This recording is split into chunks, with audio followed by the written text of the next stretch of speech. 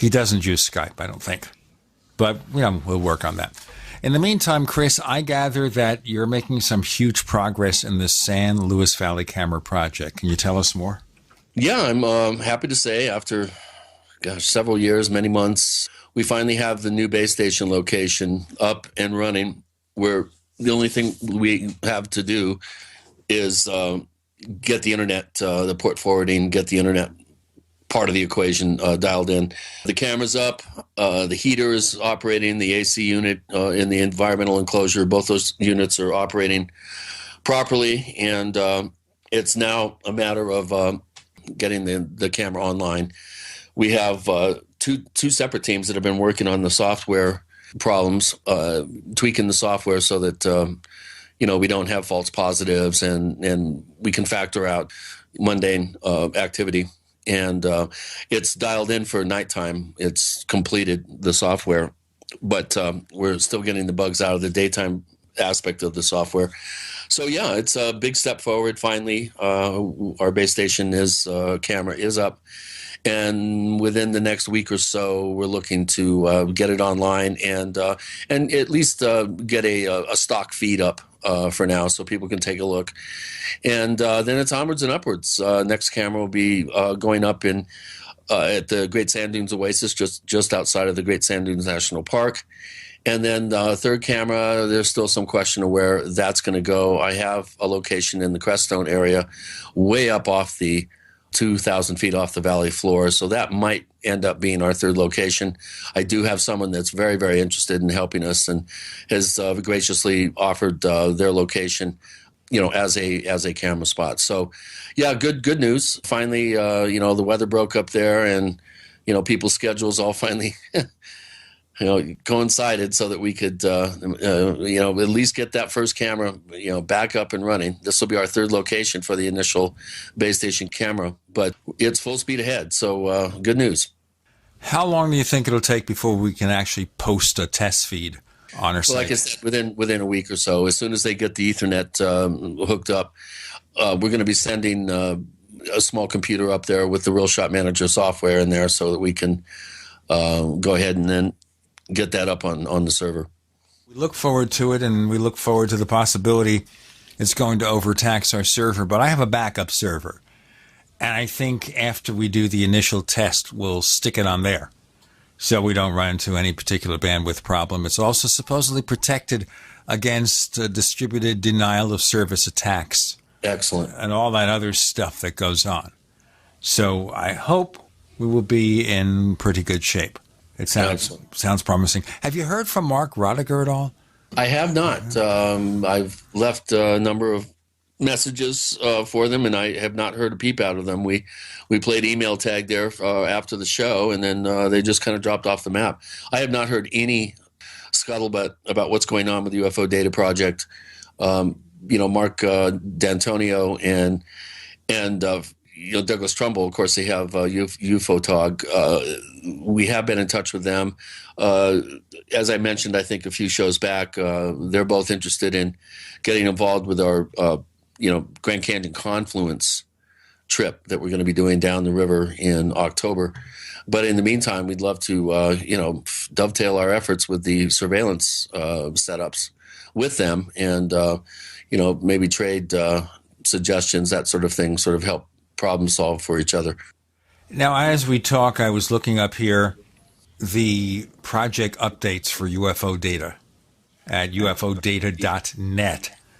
And there was one for 14 January 2016. Oh. There was another one for March 31st. And I think that was the last one. That was the last one. Yeah.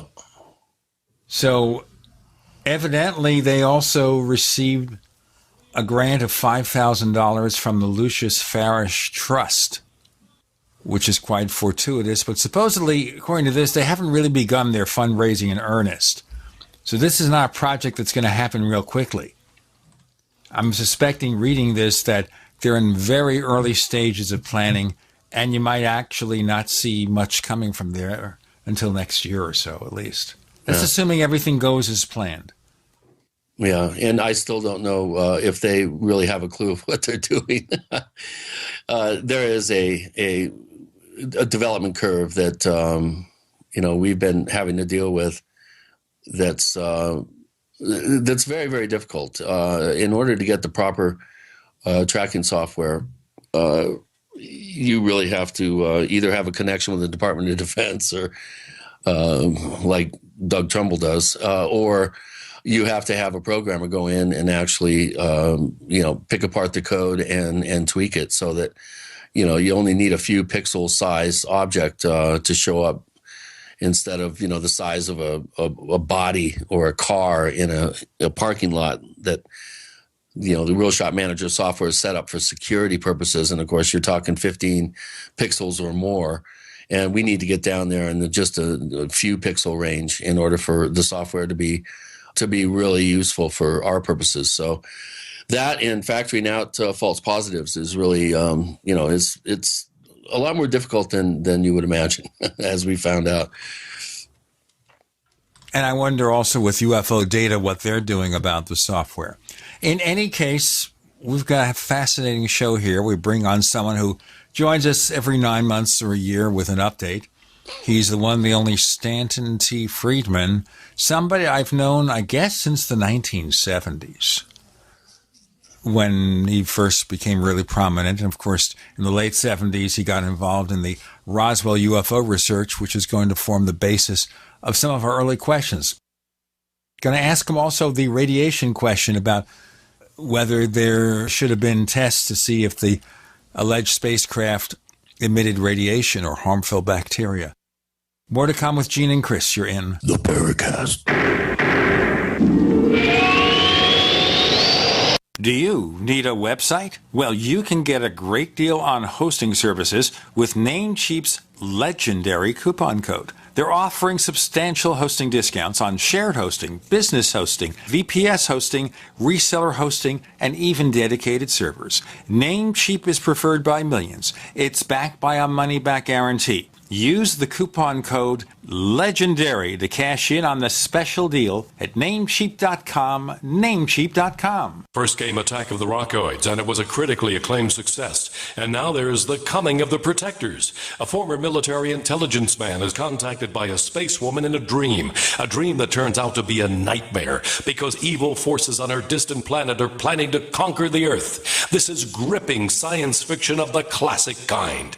Attack of the Rockoids and The Coming of the Protectors. Find out more at rockoids.com. That's Rockoids, ROCKOIDS.com. Are you worried about your mom or dad living alone in their house? Hi, I'm Joan London. Listen, I know how difficult it is to find senior care for someone you love. That's why I recommend a free service called A Place for Mom. They are the nation's largest senior living referral service. Call A Place for Mom today. To receive free information on senior living communities in your area, call A Place for Mom at 1-800-704-6182. A Place for Mom offers free one-on-one advice from local advisors and a personalized list of senior living communities you can visit. If you have questions about senior care for your mom or dad, there's a place for answers, A Place for Mom. Call A Place for Mom in the next 10 minutes to get your free ebook on financing senior care as well as free information on senior living communities in your area. Call 1-800-704-6182. That's 1-800-704-6182. Water is the single most important thing your body needs, so you want to be sure it's the best for you and your family. Since 2005, thousands have depended on Berkey purified water. The Berkey Guy provides the lowest priced filtration systems in every size. For incredibly delicious water now and in an emergency, get to GoBerkey.com or call 877-886-3653. 877-886-3653. GoBerkey.com. Hi, this is Ron Paul. I'm a former 22-year congressman and Republican presidential candidate. I'm here to tell you about something that just might save your lives. You never know when there will be another Katrina, an economic collapse, or a serious drought. We should all have a little food storage that will carry us through tough times. I'm going to tell you about a great way to do that. A U.S. company named Harvest Right has a kitchen appliance that can help you be prepared. It's a home freeze dryer. With the product, you can preserve the food your family loves. And the best part is the food will last 25 years and still taste great. I've tried it and it's amazing. With a home freeze dryer from Harvest Right, you can literally freeze dry anything you eat, even things like ice cream. To learn more, call Harvest Right today at 800-594-4635 or go to harvestright.com. That's 800-594-4635 or harvestright.com. Would you like to receive $250 to $1,000 cash per day? Go to richmoneyrich.com. No website, no selling, no explaining. Just take these simple 2 steps and go to richmoneyrich.com. You can be generating cash in the next 24 hours simply using this system. Good news is, it runs on 100% autopilot, and you don't need any experience to get started. It's easy. Get your share of easy riches and go to richmoneyrich.com. That's richmoneyrich.com. Go now. Brought to you by the Conservative Investor. Current returns not indicative of future results. We'd like to hear from you. If you have a comment or question about the Paracast, send it to news@theparacast.com. That's news@theparacast.com. And don't forget to visit our famous Paracast community forums at forum.theparacast.com. Stanton Friedman returns to the Paracast with Gene and Chris. Before we get to Stan, let me tell you about the other radio show we do. It's called After the Paracast, and the way it works is simple. It's only available if you are a subscriber to the Paracast Plus, our special premium package. To learn more, go to plus.theparacast.com, plus.theparacast.com. We're offering show transcripts. We're starting up with videos. We have classic Paracast episodes coming up like any day now. I just need a little extra time to do it, and then we'll get it done. But let's get to our special guests today. Stan, welcome back to the Paracast. Delighted to be on again from beautiful downtown Fredericton, New Brunswick. Got to put in a plug there. The Chamber of Commerce is sending you a spiff, right? Well, yes. Remember, they'd even named a day after me here in Fredericton several years ago, so I got to say good things about it. Now, is Fredericton already ready for the onslaught of American expatriates if Donald Trump's elected president? Well, you couldn't find a nicer place to settle. That is a bit of a problem. I don't find many people supporting him here, but that's no surprise, I guess. Canadians are known to be sensible. Okay. There's also another Fredericton, by the way, in New South Wales. So they really want to go probably far. Named after the same King of England. There's Fredericksburg down in Virginia, as a matter of fact. Well, this way, if they don't want to go to Canada because it's too close, they can go to the other side of the world. Well, yeah. I've never seen I'm an old guy, and I've never seen an election campaign like this one. And people say we shouldn't be talking about politics on the Paracast, but you talk about politics whenever you talk about UFOs and disclosure and things like that. So let's get that out of the way. I assume, Stan, you've been monitoring the quotes from Hillary Clinton. Well, I've been paying attention to that. There's nothing really new there, except that the press has treated it almost decently. It's hard to believe, but none of the weak wink stuff that you might have expected. What about that first comment she made several months back, right when this whole thing kind of grew new legs, shall we say, when she mentioned Area 54 in New Mexico?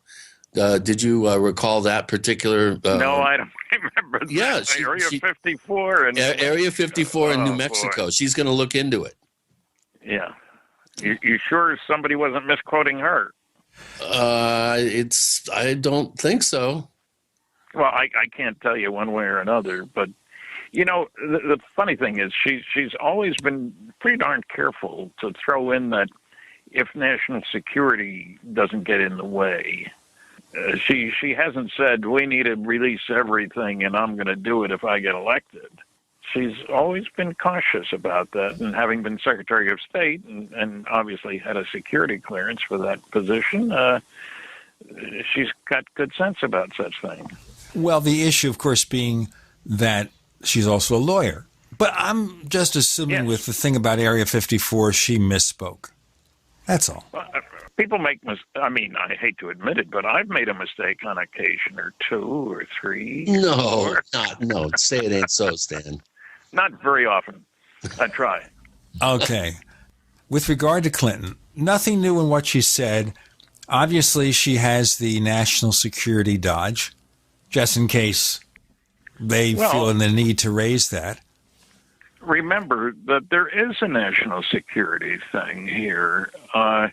Let's face it, if we've learned any technology from recovering the wreckage of crash flying saucers at Roswell or the plains of St. Augustine or Aztec or any other places we might have picked up on, should we be putting that out on the table if the Russians and Chinese aren't putting out what they have learned? If we have obtained many measurements, as I'm sure we have, of the characteristics of saucers as observed from airplanes chasing them, should we put that out on the table? If we have figured, I don't think so. So I think there is a legitimate national security interest here. Let's face it, all the fancy systems that I would like to use to obtain data are owned by the government. I don't have my own radar installations or my own airplanes with fancy cameras and electromagnetic detectors, etc., able to put them wherever I please to chase UFOs. I don't have any of those.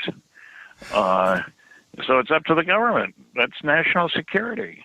What do you think, by the way, Stan, to just move past this, what do you think, by the way, Stan, of some of these efforts to set up private networks of UFO detectors? And we know our own Chris O'Brien is setting up cameras in the San Luis Valley with the San Luis Valley Camera Project, but also Mark Roediger and Leslie Kane with UFO Data. We interviewed somebody just a few weeks ago. They're launching a satellite into low Earth orbit to check on UFOs. Do you think the technology is advanced enough for private people to do this? Well, if you can afford it. I mean, the thing is, what are you going to do? Wait until one flies over your head, or you're going to have them in orbit all the time, just ready to pull the trigger, so to speak, on the cameras and the radar and all the rest of that. It's expensive to maintain surveillance over a period of time. Once a week isn't going to do it, kind of thing. You also need a communication network. And, if they can do that, that's fine. I don't object to that. I think it's nice to get data. Look, in the course of my lecturing all over the place, I have on 7 different occasions heard about pilots that were sent up after UFOs from military bases and never returned. So, and remember what General Bollinger said. Reports of UFOs which could affect national security are made in accordance with JNAP 146 or Air Force Manual 55-11 and are not part of the Blue Book system. So when I talked to him, and I don't know anybody else who has, I wish I did know of somebody else who has talked to Bollinger. He's dead now, and you can't have him on your program. Sorry. Well, we can get a Ouija board or maybe do some channeling, but I'm not serious. Well, that would be neat, wouldn't it? He was a nice guy. I called, located him without too much trouble. It's a lot easier to find an Air Force general named Carol Bollinger than somebody named Tom Smith or John Jones or something like that, And remember, he said that even if we close Project Blue Book, the public won't have a place to report UFO sightings. However, as previously noted, reports which could affect national security, which to my mind are the most important ones because that means they're doing something significant in the larger scheme of things. Reports which could affect national security will continue to be investigated using procedures designed for that purpose. In our next segment, Stan, I want to ask you more about Aztec and why you favor it. And the reason I'll do that is because we've had a number of discussions in the Paracast. We've had Scott Ramsey and Suzanne Ramsey. In fact, I had lunch with Scott Ramsey, I think, a year or two back. There's now a second edition of his book out for a major publisher. But we also know that our good friend Kevin Randall has never, ever been in favor of the possibility of Aztecs. So we're going to ask you about that. But first, we do a break. With Gene and Chris and Stanton Friedman, you're in the Paracast.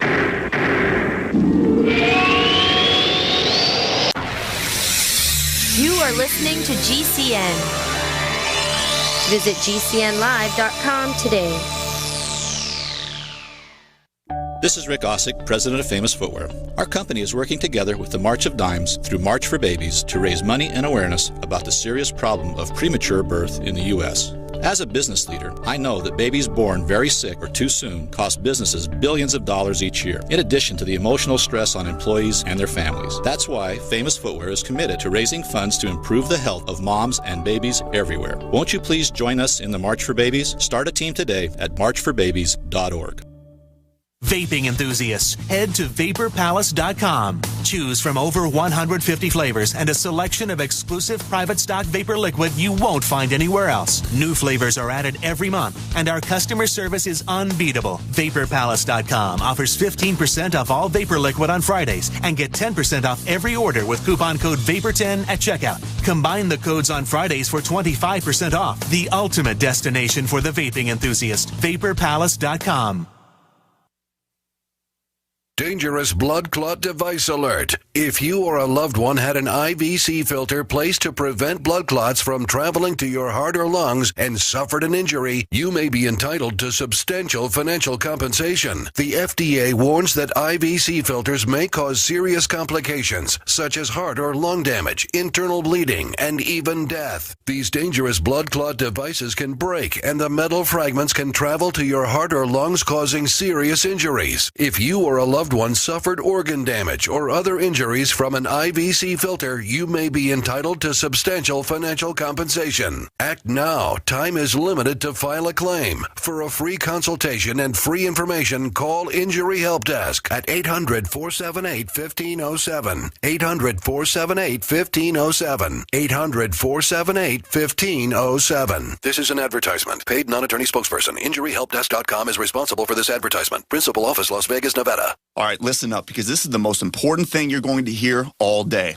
What if I said you could make money flipping houses without any cash, credit, or manual labor? And what if I said you could do it part-time from the comfort of your home? Sound unflippin' believable? Hi, I'm Preston Ely, and I'm going to prove it by sending you a free copy of my smash hit selling book, How to Get Rich in Real Estate. It sells online for $19.95, but I'm giving away free copies this week. To get one before they're gone, call 1-800-959-9582. I used to be so broke, I had my electricity shut off 9 times, but I figured out a simple way to make money flipping houses without even breaking a sweat. Now I'm living the good life, and so should you. Listen, if you're sick and tired of stressing about money, this book could change your life. Hands down, it's the fastest, easiest way to get started in real estate. Let me prove it. Call right now to find out how to get your free book. When they're gone, they're gone. Call 1-800-959-9582. 1-800-959-9582. Hi, Peter Vaccaro for ParanormalDate.com. Are you looking for love in all the wrong places? Now you have a chance to change that by signing up for free at ParanormalDate.com. This incredible dating site puts people of like minds together. People who are interested in the strange, the unusual, mysteries, ghosts, UFOs, and the afterlife, and so much more. ParanormalDate.com was developed for you, people seeking a viable alternative to the other dating services. You can join for free by going to ParanormalDate.com, and if you decide you like it and want to connect with people, use the code GEORGE for a substantial discount. Mark Rawlings, president of ParanormalDate.com, says so many people hunger to share their experiences about the paranormal, the unexplainable, or the afterlife, and so much more, and this is the source for them to meet and share that common interest. So sign up for free at ParanormalDate.com, ParanormalDate.com, and use the code GEORGE if you decide to connect with someone you like.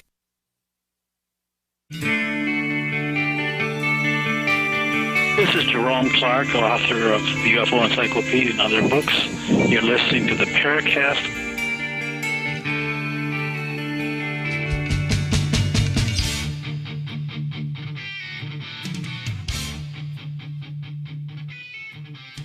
We return with Stanton Friedman on the Paracast with Gene and Chris. So I want to bring up Aztec. You wrote the preface for Scott's book. Yes. So you accept there's something to it, but... Very much so. Okay, now I read the first book, I read some of the second book. I don't really see where the differences are yet. I don't more know, because data. a lot of the sources he's talking to are really second, third hand, and Kevin Randall doesn't believe a word of it. I know Kevin doesn't. There are a lot of things. He doesn't believe that planes to San Augustine had a crash either. That's his problem. It's not mine. You remember, Kevin is primarily a writer of fiction, more than 80 books to his credit, and I respect that because I haven't written any fiction, so he's way ahead of me. But and I don't expect I'm going to catch up because I have no intention of trying to write fiction. I believe have facts in hand before putting computer in gear. And I don't think Kevin has done his homework about Aztec. And I must admit that Scott and Suzanne had a big advantage in the sense that Suzanne's family was living in that part of New Mexico. So it was a lot easier for them to travel and stay someplace, and get people to contact them and all that sort of thing. That's a big help because it's a big effort. Remember, they also found a whole host of papers that nobody else had ever found at an archive. And so I admit there's a lot of obscurity connected with Aztec because that reporter was, how shall we put it, evilly motivated when he didn't get a shot at the story from the guys who were doing the original research. That's Kahn, who wrote the rebuttal to Aztec. I was about to have a further discussion with Stan, and then he disappeared because you, heard a busy signal on the line? Suddenly you're not there, and there's a busy signal on the line. What can I say? They don't like us talking about Aztec. They don't like us talking about Aztec. Okay, so the guy was, J.P. Kahn, who wrote an article, I guess, for True Magazine or somewhere. True Magazine, yes. Right, where he disputed all the facts about Aztec. Now, the contention made by the Ramseys is that he was, deprived of access to the original story, so he was jealous? Yeah, he wanted the right to tell them a story, and they weren't, not the Ramseys, but the original people weren't giving him what he wanted. So he turned around and attacked. Mad dog sort of situation. You can't take the human element out of ufology. All too often it's the major element. And you can get by with all kinds of sleazy things in ufology because, there aren't any watchdogs, if you will. I can't help that. And it's a little late, and I think Scott and Suzanne's work stands on its own. And I think they have done one heck of a job, and I don't think Kevin has really read the book to be careful about it. And, there's one major problem, though, at least for me, and that is we can find no reference to the case prior to Frank Scully's book. So what does that mean? Well, I mean, you would think something occurring like that in a small town, you would have some sort of sources that you could produce that predate the first, public knowledge or public, portrayal of the case as being real. Absence is not evidence for absence, one of my favorite sayings. Yeah, well, with Roswell, of course, we've got tons of evidence that something actually did occur. With Aztec, it appears out of nowhere. I can't help it. It was ignored for a long time. There was a lot of, how shall I put this, disinformation put out. People were claimed to have been shown to be fraudsters, and there was all that stuff in Colorado and all that stuff. I'm saying let's look at the data that's been turned up by the Ramseys. And I have yet to find any reason to discount anything that Scott and Suzanne have written.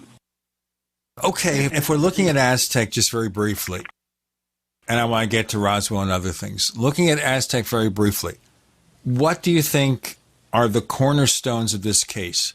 The thing that make it apparent to you that something strange happened there? Well, eyewitness testimony, of course, but from a lot of different people, and the Ramseys dug out a lot of people. Small towns don't take too kindly to strangers coming in from outside, and that's why I mentioned the fact that Suzanne's family is from up that way, and so they had people who knew people and could get them to talk, which is often a real problem. And I think they've done a bang-up job. I recommend anybody read the book, and that they dug out all these papers that were found in an archive. That came as quite a shock when I heard about that. There's new information that wasn't in any of the previous books. And the thing is, what's the big deal? So another saucer crashed. They were coming down in a lot of places. We know, well, look at Kecksburg and all that stuff. And when I was down in Brazil to attend a conference, I heard about a crash down there. Just happened to be in the area. Roger Lear did some follow-up on that, talking to people, doctors, bodies, all that sort of stuff. It's not as if... I get people who are so surprised about... I just got a note today from somebody. Well, there haven't been any sightings around here. Everywhere I've gone, lecturing, media stuff, but mostly lecturing, and that's 18 countries and 50 states and 10 provinces. When I ask for people to raise their hand if they've had a sighting, I get plenty of sightings, perhaps 10% of the audience. The problem comes when I ask how many of you reported it. 90% of the hands go down. Fear of ridicule is a major determining factor here. And so it's no surprise that people aren't aware of all that's been going on. Why would it be? How many people like to call themselves ufologists besides me? Let's move into Roswell briefly, and I want to spend a lot of time on it because it's something that we've covered so often, but I'm bringing it up because of our friend Kevin Randall again.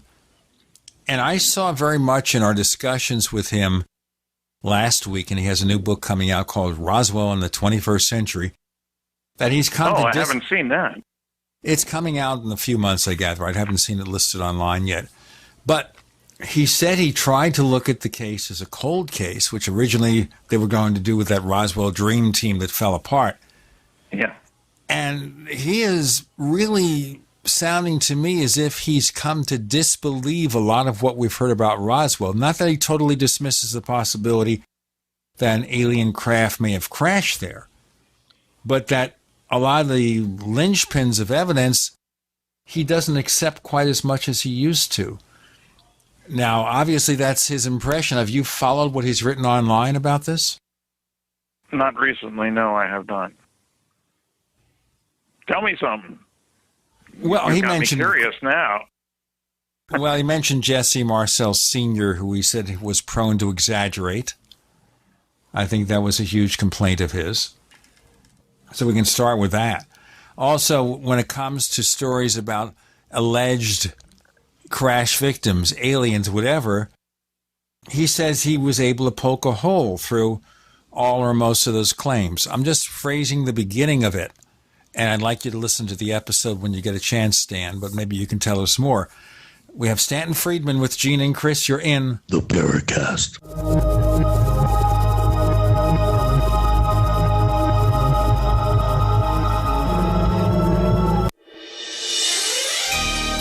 Thank you for listening to GCN. Be sure to visit GCNlive.com today. Conspiracy Journal is your #1 source for the hidden world of the weird and strange. We bring you thought-provoking and controversial material for free-thinking individuals who are seeking what is really going on in our world today. Some of this material may adversely affect you. Other pieces are meant to enlighten.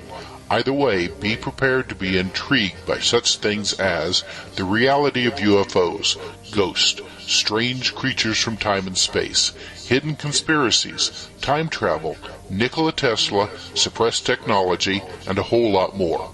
You can find out more by visiting our website at conspiracyjournal.com. There you can sign up for our free weekly newsletter sent directly to your email address. Find out what they don't want you to know.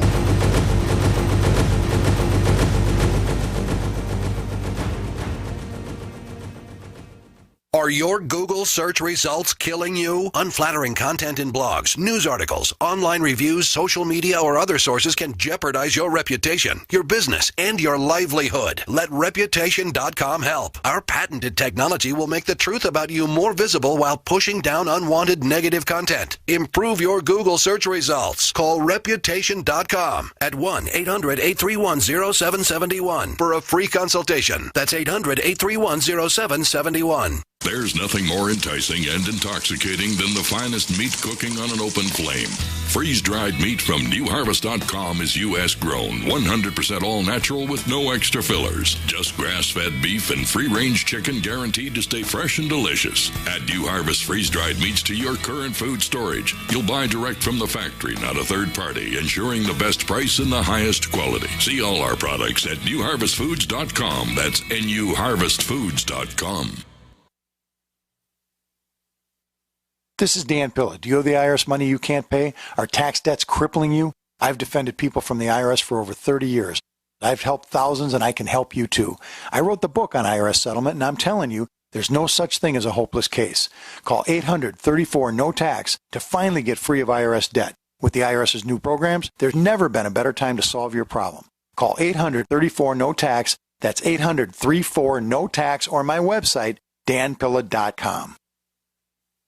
This is a healthcare alert from the Pain Relief Hotline. If you, a family member, or a loved one suffers from knee, back, shoulder, or ankle pain and have Medicare as your primary insurance, we've got great news. You don't have to suffer any longer. You can immediately qualify for a pain-relieving brace at little or no cost to you by calling our 24/7 Pain Relief Hotline at 866-389-0620. Delivery is free and all paperwork is handled for you. If you are on Medicare and have knee, back, shoulder, or ankle pain, don't wait.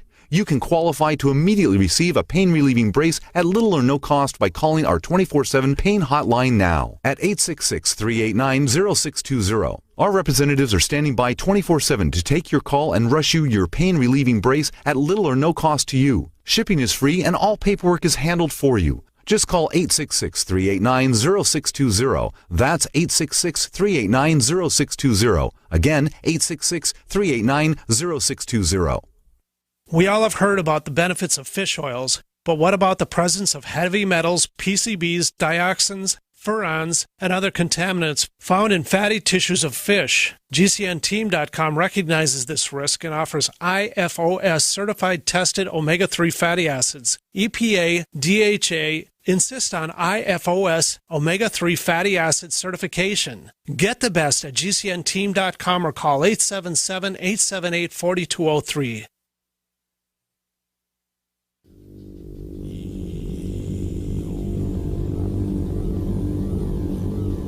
This is Jacques Vallée. You're listening to the Paracast, the gold standard of paranormal radio.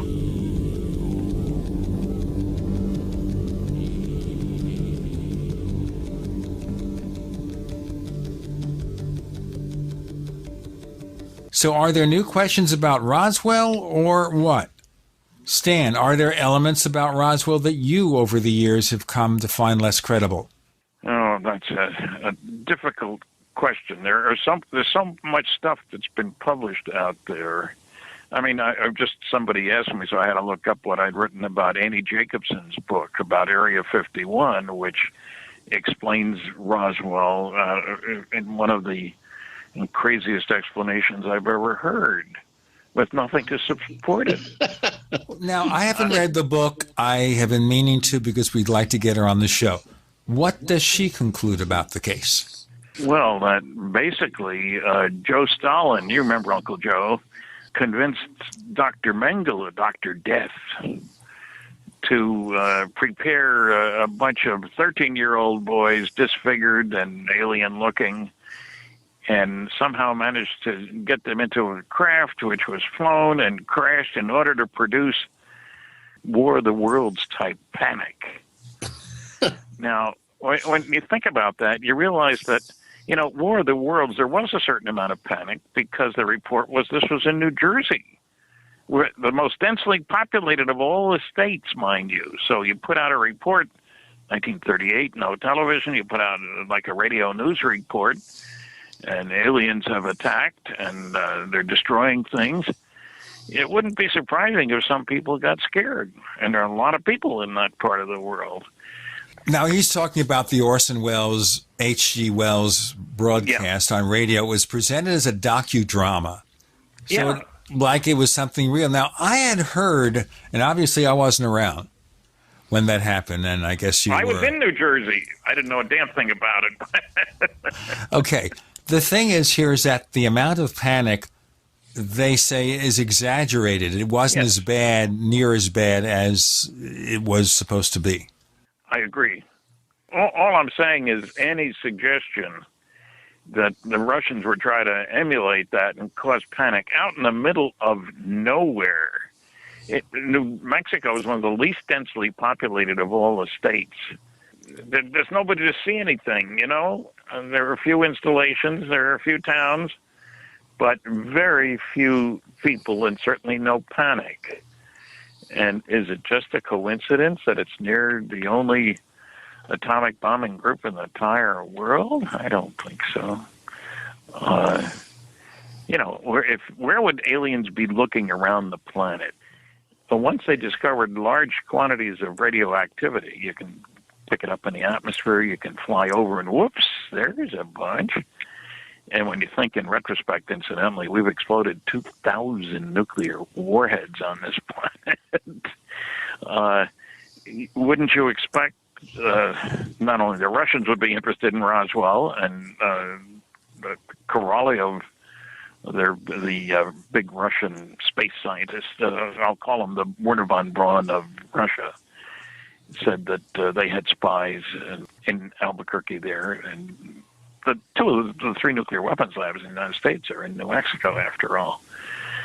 But I couldn't find anything to support Annie Jacobson's concern. And other people have suggested they were measuring radiation levels to check.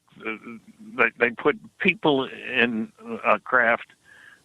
Nick Redfern suggested this, as a matter of fact. And they were checking on the effects of radiation on people. Well, I worked in radiation shielding, very much concerned with the effects of radiation on people. And you would never do an experiment like that. You measure radiation levels around a known source. You don't stick people out there. People vary all over the place in how they react to radiation. The same dose can give you a huge difference in effect. I want to ask you about the radiation in a moment, but first go back to Jesse Marcel Sr., certainly one of the key witnesses here. Yes, I was the first to talk to him, yes. Right. You talked to him in the late 70s as spearheaded the investigation.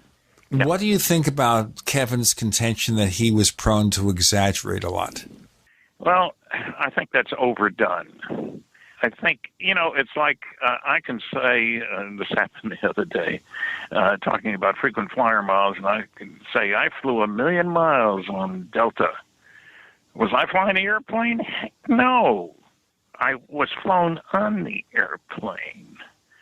And so some of the supposed exaggeration has to do with flying as being in the plane as opposed to being the pilot of the plane. And there's no question Kevin's a pilot. I'm not questioning that. But I think Jesse did fly a lot of miles in airplanes in the war preceding Roswell. I don't mean after this subject crashed. Yeah, one of his contentions, Kevin, is the amount of hours that he claims to have spent flying. He thought that was a lot higher than seems credible. And look, I accept his son's account. Jesse Marcel Jr. was a pilot. We know that. We know that he served in Afghanistan and so was a helicopter pilot, 225 combat hours and all that sort of stuff. But I think it's true that Jesse Marcel Sr. flew in combat planes in the war. there were a lot of guys who flew in combat planes who weren't pilots. Crew members, the gunners, the navigators, all these kinds of bombardiers. They're not flying the plane, although some of the bombardiers sometimes control the course of the plane. So the question of exaggeration, the big question is, was there a crash? Was Jesse involved? Did he get approached by the sheriff, etc.? And the answer is yes. And did Colonel Blanchard say good things about Jesse? The answer is yes. He was the commander of the 509th. And, who was it? I'm trying to remember who it was. Joe Nickel. When he talks about Roswell, and I've been on the other end of a conversation where somebody was interviewing us both at the same time in different places, where he neglects to mention that the 509th was the most elite military group in the world. That's a very important consideration here. These weren't a bunch of GIs sitting around with nothing better to do than make up crazy stories. And Jesse was, there's no question that he was the intelligence officer. The yearbook says that. Not just Jesse. And he never bragged about being a pilot to me, frankly, when we talked about this. I was in his home. He's in my movie, UFOs Are Real. I first heard about him because the station manager at a television station in Baton Rouge, Louisiana, told me about him out of the blue because a reporter was supposed to interview me. The third one, I'd done 2 interviews. The third one was nowhere to be found. And this is before everybody had a cell phone. I still don't have one. And so the station manager's giving me coffee, and out of the blue mentions the guy you ought to talk to is Jesse Marcel. Who's he? He handled wreckage of one of those saucers you're interested in when he was in the military. What? What do you know about him? Well, he lives over in Houma. The trouble is I didn't know where Houma was. I mean, it was in Louisiana, but and he's a real good guy. We're ham radio buddies. Now, I found out later by checking that Jesse hadn't told the guy anything. He had seen the article in the, it's a fancy name for a newspaper in New Orleans. And back at that time, some people may be old enough to remember this, if you talked about GIs, you gave their hometowns. And so that's how he found out about it. And this is a couple of years later when I talked to this guy again, Bill Allen. I said, what did he tell you? He didn't tell me anything. He said, I can't talk about that. Now, when I talked to Jesse in 1978, the first time, things were a bit different in terms of, many of the key people were dead. Blanchard was dead, certainly. General Ramey was dead. But remember, I was the one who dug out then Colonel, later General, Thomas Jefferson Dubose. He was the one with Ramey in the famous picture of them in the office with the supposed wreckage. I figured maybe the guy's alive. I knew a bunch of other guys weren't, so let's go look for him. And I found him, talked to him in person, filmed him. He's in my movie, Recollections of Roswell, that the Fund for UFO Research put together. We have a bunch more questions to ask Stan about this, and then we'll move on to other subjects, more recent stuff about disclosure, and a lot more. We have Stanton T. Friedman joining us on the show this week. You're on with Gene and with Chris. You're in the Paracast.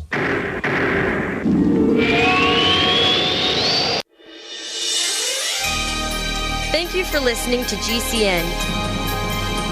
Be sure to visit GCNlive.com today. Attack of the Rockoids has been well received by critics and readers alike. It's a thrill-a-minute story you'll never forget. A former U.S. military intelligence officer is haunted by intense dreams about a beautiful woman pleading for his help after a terrible battle in outer space. But the dreams turn out to be true and thrust him into a telepathic love affair with a woman whose faraway planet is intent on destroying the Earth. And now the gripping tale continues in The Coming of the Protectors. It's the second book of the Rockoids trilogy, a galaxy-spanning adventure that pits our hapless heroes against powerful, fanatical enemies that threaten the lives of freedom-loving beings everywhere. Attack of the Rockoids, and The Coming of the Protectors. Classic science fiction at its best, available now. For more details, visit rockoids.com. That's ROCKOIDS.com. Paid non-attorney spokesperson Adam Pulaski of the Pulaski Law Firm with principal office in Houston, Texas is the attorney responsible for the content of this ad. This ad is not legal advice, and the choice of a lawyer should not be based solely upon advertisement. Services may not be available in all states. Attention Xarelto users. If you or a loved one took Xarelto and suffered a serious bleeding event, you may be entitled to financial compensation. Xarelto is a popular prescription blood thinner used to prevent blood clots and protect patients from strokes. These serious bleeding events have led to numerous cases of hospitalization and even death. Phone lines are open 24/7. Call 800-261-0937. That's 800-261-0937. So I just finished my AR-15 pistol kit that I got at guns80.com, and my wife says, no more guns, and then I call, and they tell me they have a Trump commemorative special, their new improved lower, and it's a beauty. Now, professionally engraved on the side of every one of the new improved lowers is Trump Make America Great Again. That's right, Trump Make America Great Again, right on the side of your brand new improved lower. Sorry, honey, I gotta have one. Guns80.com, the Trump special, ask for it. Guns80.com.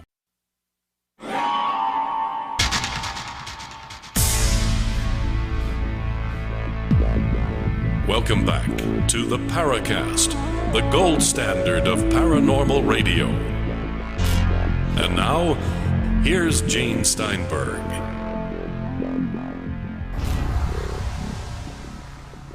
Okay, with Gene and Chris in the Paracast, as you know, we have a place in our forums at forum.theparacast.com called The Question Bank, where when we have time, we don't always have time, you can ask questions of our guests. Chris? Well, we have a question for you. We were talking about, just the concept of these mysterious craft crashing. And this question, Stan, comes from Greer's Meeting Planner. That's what he calls himself, from Sydney, Australia. He's been a member of the forum for almost a year. And he's wondering, given the advanced nature of a technology that could achieve interstellar travel, how likely do you think that it would fail upon arrival at Earth? Even our primitive flying Earth technology has redundant systems, and crashes are 1 in a million events. Surely the prospect of advanced systems failing so completely is preposterous. And then he wondering about you were mentioning the radar explanation being used to describe the reason for the crash. Let me correct the first impression here. I have not the slightest reason at all to think that what crashed came here directly, being flown, if you will, from another solar system. I think we got motherships here. Remember that case out west? Triangulation by a civil engineer showed the thing was between 0.6 and 1.2 miles long. Loads of little Earth excursion modules on board. And we have in our own Navy, we have a direct analogy of that. The Navy has nuclear-powered aircraft carriers, big old monsters over 1,000 feet long, that carry about, 75 little airplanes. The carrier can operate for 18 years without refueling, and as far as I know, has never been observed to fly. Little airplanes can operate for, an hour, 2 hours, and they never operate on the water. They fly, just as the carrier never operates in the air. So we have a separate question, in other words. We cannot presume to give you a database, look at Ted Phillips' data on physical trace cases. He's collected like 5,000 of them from 80 countries. And all of these things are under 100 feet in diameter. Not 600, they're under 100 feet in diameter. And people have observed several objects coming out of a huge mothership, if you'll pardon the expression. So it is incorrect to assume that what crashed at Roswell or Kecksburg or any place else was an interstellar propulsion, it had an interstellar propulsion system, just as the airplanes on board the aircraft carrier don't have the capability of carrying a bunch of little airplanes and of steaming full tilt for 18 years, which is quite remarkable, frankly, if you're a ship captain. So that objection does not hold water. It's based on a false assumption. Let me ask you here, when this thing crashed, did they have people coming over and taking radiation readings to make sure there were no harmful amounts of radiation? What about checking for alien microbes and possible situations We have like no that? idea. Nobody has ever published the results of the analysis of the wreckage, and I doubt if they were looking for microbes. You know, that makes no sense to me that would be your first concern. I think, look, Colonel Blanchard told Jesse to take with him the counterintelligence corps guy, Sheridan Cabot. Why? Because he was worried that these were spies from some other country. And it turns out, incidentally, the Russians did have spies at Los Alamos and a few other places. But because the Roswell, the 509th, was unique in the world, and I don't say that lightly, but remember, the Russians didn't test an atomic bomb until 1949. Our first ones were in 45, and it was the 509th that carried them, that set them off. In Operation Crossroads in 46, the 509th was in charge. The only group that had access to nuclear weapons in the world at the time of the crash. So, a very special group. And I can understand Blanchard's concern. I mean, New Mexico's so empty of people that you figure spies would camp out someplace and keep their eyes on it. You know, the guys with the, I won't say night vision goggles, but good binoculars checking out what's happening at Roswell. So, you know, let's get the concept square. This was a unique location on the entire planet Earth. What they did about it, we haven't seen any reports. I'm sure that ones were written. Can you believe that there weren't ones written? Come on, you know. And whether you agree with Kevin or myself isn't the point. Any information about what was going on there would have been classified for good reason. But we have no indication that anybody in the recovery crews were equipped with the equipment to protect themselves from any possible radiation, or there's no mention of radiation. Where would there be such a mention? I don't have any classified reports made by the guys who were involved in the recovery. Do you? No, but there were witnesses that described the operation. Where were these witnesses? The thing crashed out in the middle of nowhere. There was nobody living down the street. There wasn't a scout troop camped out there. Or maybe because Mac Brazel wasn't suffering from radiation sickness, they assumed there was none. Look, they had means for measuring. There's no question that their 509th could measure radiation. Could use radiation detectors because they were worried about their own systems. They had nuclear weapons on base. It was unique. Well, so, Veer's meeting plan. Now, when you mention biological stuff, that's probably another matter entirely. And remember, we don't have reports from the medical personnel, a biological team that examined the bodies. We don't know what measurements they made, what tests they ran on the flesh. Yeah. Is flesh a bad word to use? I don't know. But, you know, is it a biological matter of aliens? Should it be called flesh or not? I don't know. But what I'm saying is there's a big hole here. We don't have any of the reports, and there had to be plenty of them, that described the examination of the bodies, the examination of the pieces of metal. And, you know, people have asked me, what would you do if you knew about the crash? Well, I'd send a bunch of pieces to classified laboratories. My first question would be, what's this stuff made out of? And you don't tell the guy who gets it where it comes from. Let him think it's from a spy. Who knows? The second question, when the guy comes back and says, let me give you a specific example here, which I think is a valid one as it happens. It's a combination of samarium and cobalt. Now, why the hell would anybody put those two things together? That's not your problem. You take it to other people and measure the electrical, magnetic, nuclear, thermal properties of this stuff. And the guy comes back and says, I don't know where you got this. This is a guy who's got a high-level security clearance working at a classified installation. I don't know where you got this stuff. but I measured the highest magnetic moment of any material I've ever measured, make a great permanent magnet. Well, umpteen years later, I'm doing a story. I did a weekly science commentary for CBC Radio here in Fredericton on new and better permanent magnet materials, neodymium boron iron, and I'm not making it up.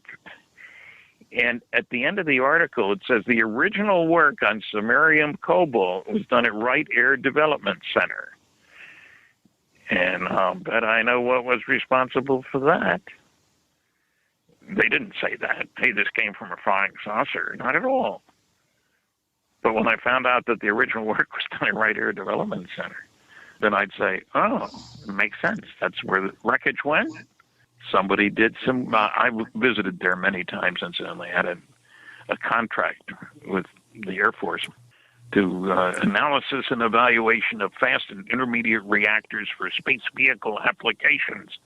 One word left out, Soviet. Let's not leave out any more words, but let's do our break. With Stanton T. Friedman, with Gene Steinberg, and with Chris O'Brien, who is not right now the grumpy one, you're in the Paracast.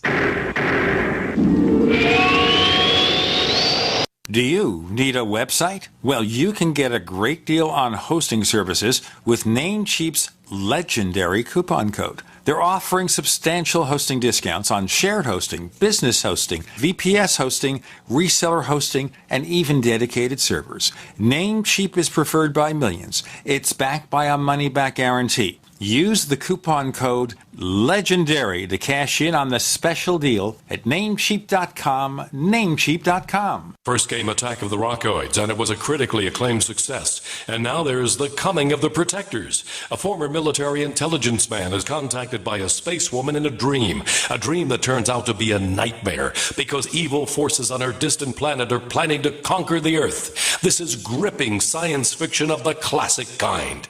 Attack of the Rockoids and The Coming of the Protectors. Find out more at rockoids.com. That's Rockoids, ROCKOIDS.com. Are you worried about your mom or dad living alone in their house?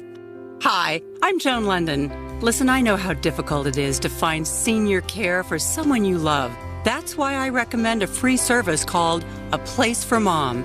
They are the nation's largest senior living referral service. Call A Place for Mom today. To receive free information on senior living communities in your area, call A Place for Mom at 1-800-704-6182. A Place for Mom offers free one-on-one advice from local advisors and a personalized list of senior living communities you can visit. If you have questions about senior care for your mom or dad, there's a place for answers, A Place for Mom. Call A Place for Mom in the next 10 minutes to get your free ebook on financing senior care as well as free information on senior living communities in your area. Call 1-800-704-6182. That's 1-800-704-6182. Are your Google search results killing you? Unflattering content in blogs, news articles, online reviews, social media, or other sources can jeopardize your reputation, your business, and your livelihood. Let Reputation.com help. Our patented technology will make the truth about you more visible while pushing down unwanted negative content. Improve your Google search results. Call Reputation.com at 1-800-831-0771 for a free consultation. That's 800-831-0771. My computer is so slow, it's making me crazy. I used to have that problem. Did you quit using a computer or did you buy a new one? No, I called Geeks On Site. They made an appointment to visit my home and showed up the same day. You mean they didn't ask you to bring your computer to a shop? That's what happened when I called a support company. Geeks On Site can go to your home or business or even repair your computer online. They have 24/7 emergency service. If you are having problems with your PC or Mac, call Geeks On Site, 1-800-591-1682. Our friendly certified computer repair experts are available 24/7. Call now for a free diagnosis, 1-800-591-1682. Data recovery, virus removal, and maintenance for all laptops, desktops, printers, and networks. That's Geeks On Site for friendly certified computer repair experts available 24/7 over the phone or in your home or business. Just call 1-800-591-1682. That's 1-800-591-1682, 1-800-591-1682. Cancer categorizes over 100 diseases. Though we do not diagnose, treat, or cure cancer, GCN team is offering the Clemson University study where there was up to a 95% reduction in cancerous cells when exposed to a plant-derived mineral supplement. If you or a loved one are searching for answers to this horrifying disease, come to GCNteam.com or call 877-878-4203. We'll email you a copy for free. That's 877-878-4203.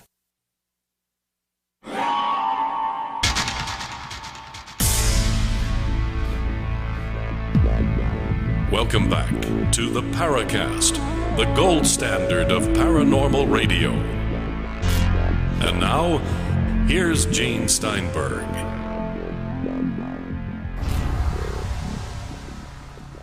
You see, Chris is going to get more and more grumpy if I call him grumpy. Well, here's a follow-up question from, and I love this name, Greer's Meeting Planner. Okay. We have some creative listeners. Yeah.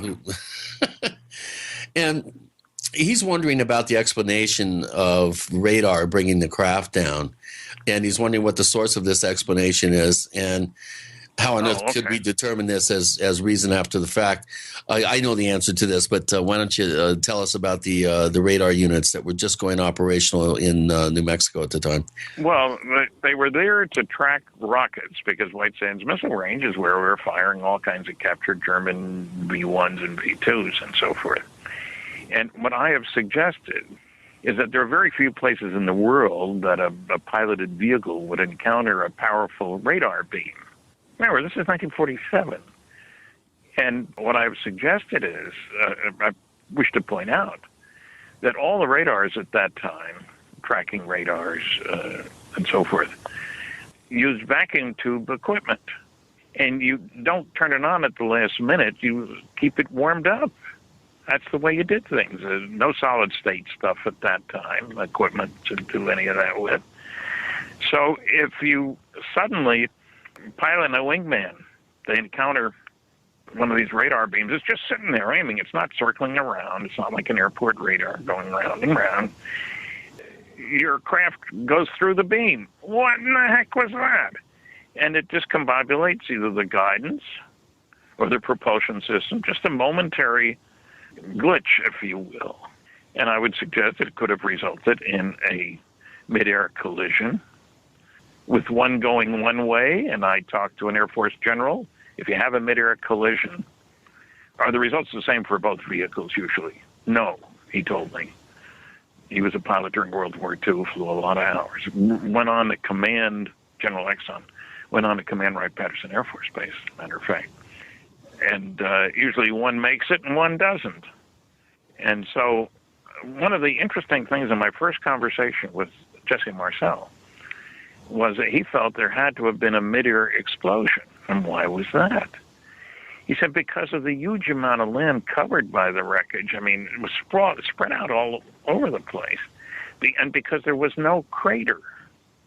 He'd seen planes go down in World War II in the Pacific. I said, I didn't talk about him following in with a machine gun or anything like that. And if a plane goes in and it's got fuel on board, it can make a big hole in the ground. And there wasn't any crater at Roswell. And so it makes sense to me that the stuff was spread out over, a quarter mile this way, 2/3 of a mile that way, because there was a mid-air explosion. That makes sense. Now, what could cause it? Well, you had a collision.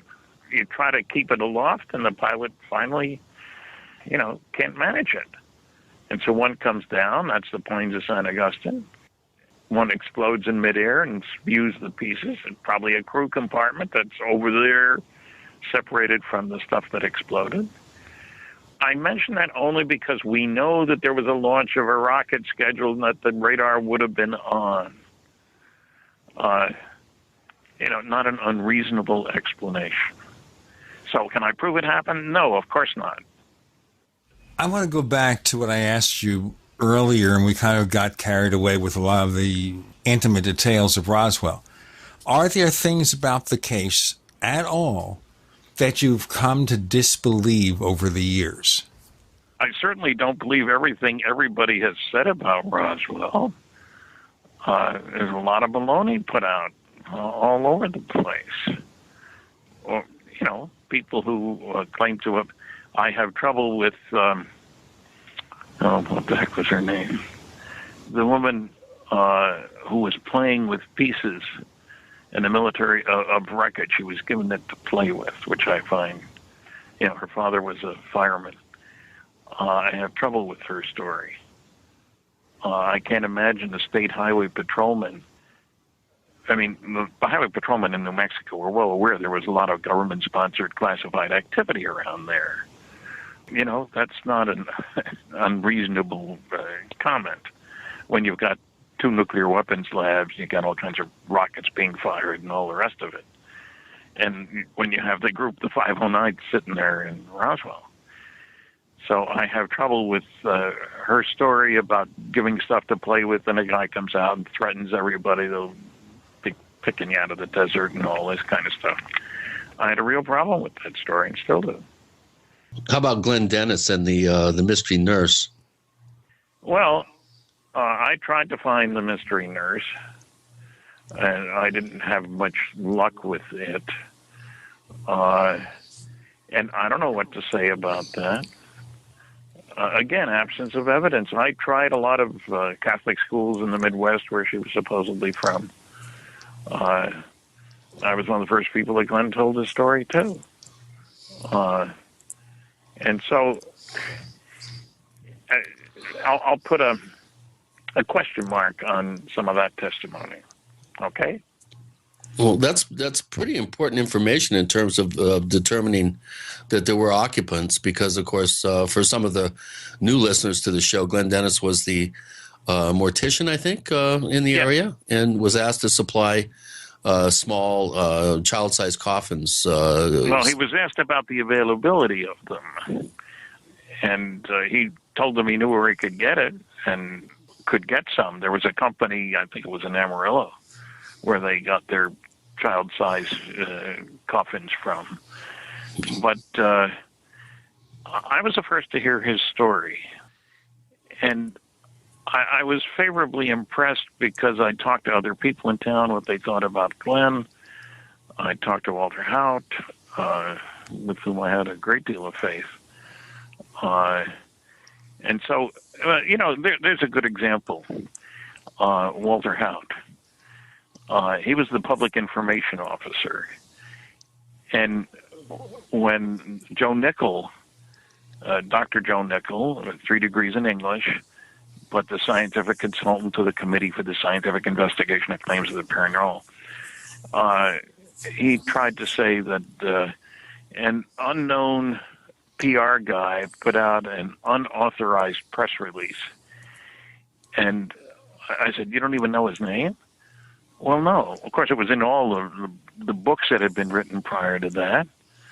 Ouch. And, but also that underplays Walter's role in the sense that he was a World War II bombardier, flew more than 20 missions over Tokyo, or Japan, I shouldn't say over Tokyo, over Japan. Furthermore, Walter was such a good bombardier that he was selected to drop the instrument package over one of the 2 bombs tested at Operation Crossroads in the Pacific in 1946. You pick your best guy, because if you don't get any data, the instrument package, what's the point in doing the test? There is a point in having these announcements, and then we'll be back with Stanton Friedman, who will continue his response. With Gene and Chris, you're in the Paracast.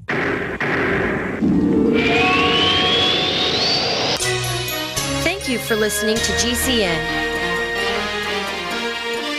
Visit GCNlive.com today. By now you know that wireless technology like cell phones do in fact pose dangers to the health and privacy of everyone. Block-It Pocket's wide range of products are unmatched in providing the protection you deserve. No scare tactics, just common sense. BlockItPocket.com offers quality American-made options to alleviate and eliminate these invisible dangers. Learn more at BlockItPocket.com or call 888-315-9618. BlockItPocket.com, enhancing health and privacy. Would you like to receive $250 to $1,000 cash per day?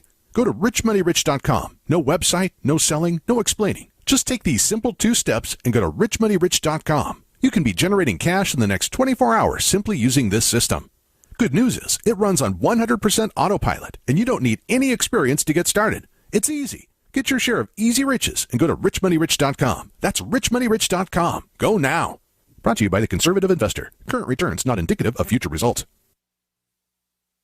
Dangerous blood clot device alert. If you or a loved one had an IVC filter placed to prevent blood clots from traveling to your heart or lungs and suffered an injury, you may be entitled to substantial financial compensation. The FDA warns that IVC filters may cause serious complications, such as heart or lung damage, internal bleeding, and even death. These dangerous blood clot devices can break, and the metal fragments can travel to your heart or lungs, causing serious injuries. If you or a loved one suffered organ damage or other injuries from an IVC filter, you may be entitled to substantial financial compensation. Act now. Time is limited to file a claim. For a free consultation and free information, call Injury Help Desk at 800-478-1507. 800-478-1507. 800-478-1507. This is an advertisement. Paid non-attorney spokesperson. InjuryHelpDesk.com is responsible for this advertisement. Principal office, Las Vegas, Nevada.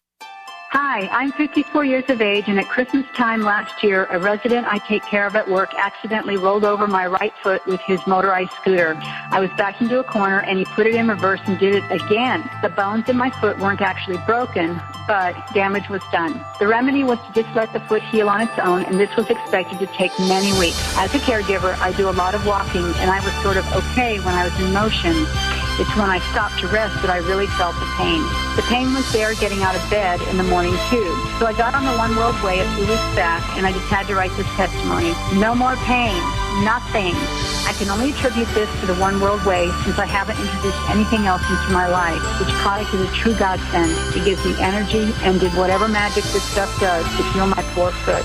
I will take One World Way for life. Sincerely, Holly. Call 888-988-3325 or visit oneworldway.com. That's oneworldwhey.com.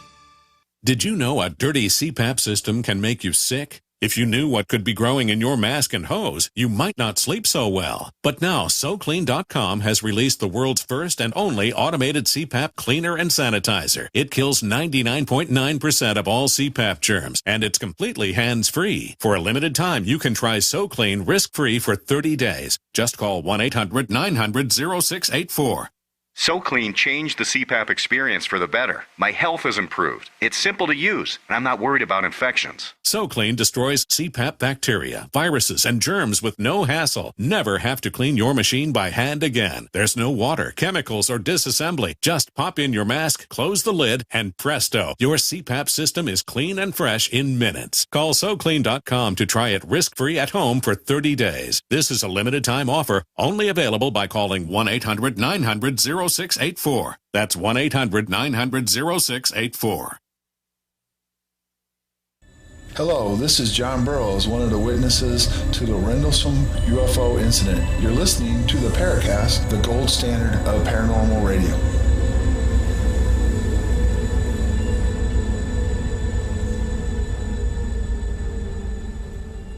We have Stanton Friedman joining Gene and Chris in the Paracast this week, and we started in on Roswell, kind of giving an update from Stan because of the skeptical comments that we heard from Kevin Randall last week. Stan, you want to continue your response from the last segment, or should we move on?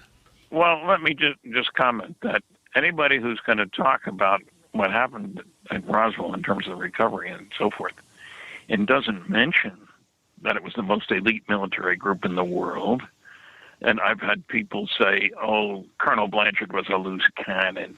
Sure, he got promoted to 4-star general several steps along the way, and was vice chief of staff of the Air Force when he died of a massive heart attack. Now, you don't get those promotions, and that job, and at one time head of operations for a Strategic Air Command, where he had thousands of nuclear warheads under his command. This is years later now. We didn't have thousands of nuclear warheads at the time of Roswell. We had a few. But if you don't mention the relevant information, Blanchard was not only a West Pointer, but with that kind of background, his New York Times carried his obituary, which doesn't happen for every general. It goes along with a big one, too. So when you try to minimize the good side of the story, were these people competent? You're darn right they were. And you don't get 4 more promotions from colonel to 4-star general without approval from Congress on each one of them, incidentally. Long and short of it is, after all these years, is there any hope, absent some kind of disclosure from the government, of learning much more about Roswell? Unless somebody turns up and you say absent disclosure, well, maybe somebody kept a report, a document that's sitting in somebody's drawer. Some of the metal might be nice. Well, I was going to say, I'd also like to see a piece of metal that I could have analyzed and stuff like that. But I don't expect that to happen, really. And there's something else going on here, too.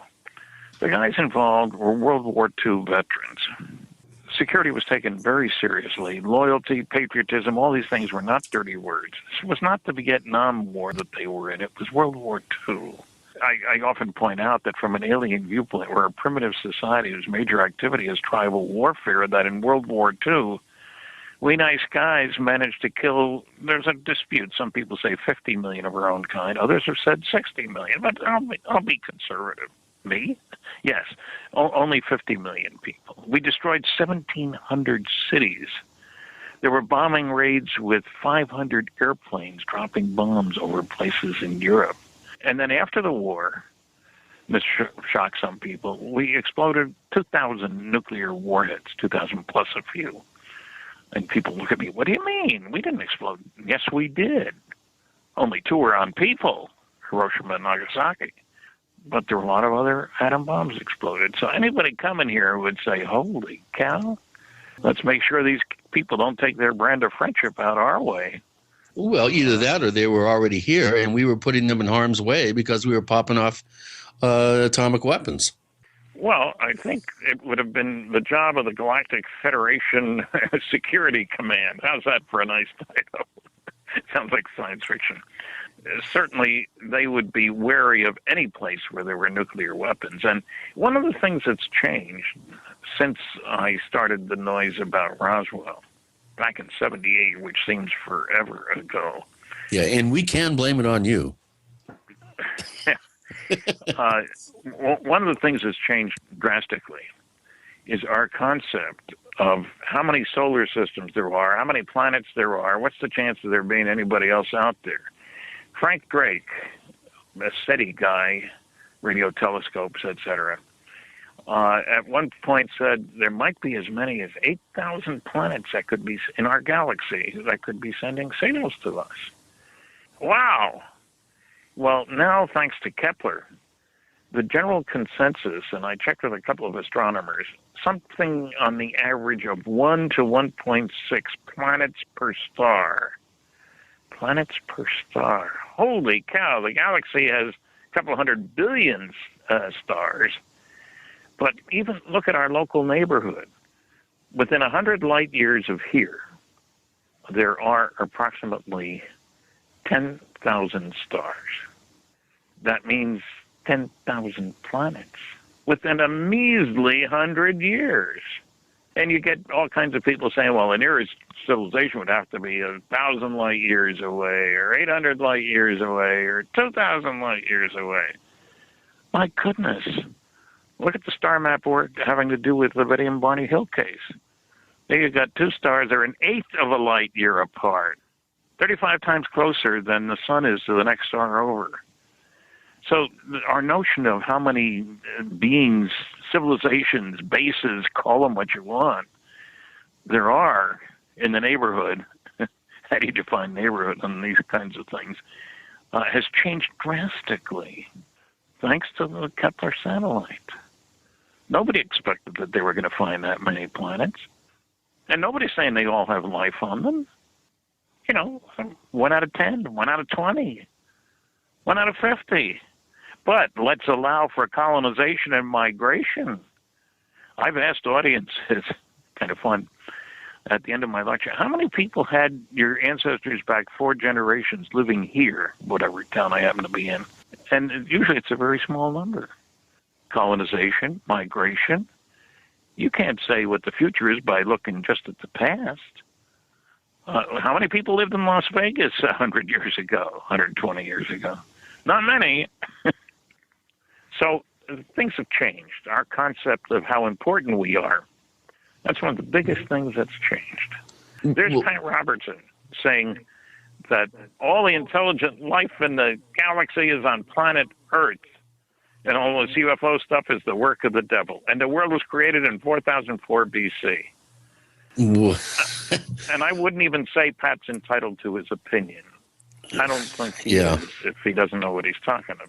Yeah, there's tour operators that go up to Grand Canyon that are creationists, and I love to sit there and listen to them explain how the canyon was formed in just a couple of days, and it only happened, a few thousand years ago. I just it's very difficult for me to keep my mouth shut. But you did bring up the Betty and Barney Hill case, and of course that's where we have our first real mention of Zeta Reticuli as being a possible player in this whole UFO scenario with entities. It was Marjorie Fish's work. The event took place in 1961. So. Right, and she looked at the star map. Well, Sandinista, who's one of our posters, who comes up with great questions for our guests, where he posts at the question bank at forum.theparacast.com, and he says that recent investigations of Zeta Reticuli indicate that the star is likely to be surrounded by a debris disk rather than a planetary system. He's wondering if you still believe that this is a prime candidate or a prime location for a possible nearby extraterrestrial civilization.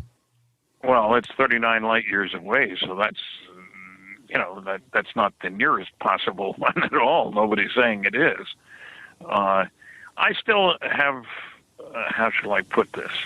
I would put it on my list of probable places, and I knew I was the first to publish about Marjorie Fish's work about the star map. And I was very impressed by the care with which she did her work, her objectivity. As a matter of fact, she'd been a school teacher. And through somebody I knew who knew somebody else, she wound up being a technician at Oak Ridge National Laboratory and worked there for many years. It's a very bright lady, and not just because she was a member of Mensa, but objective, careful. Wow, I was very impressed. So,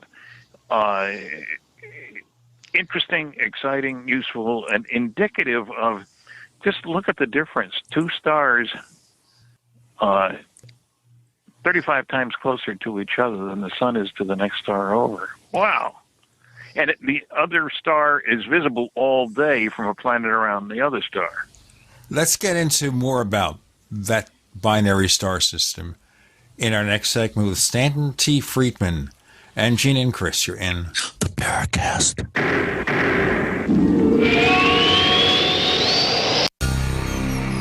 Thank you for listening to GCN.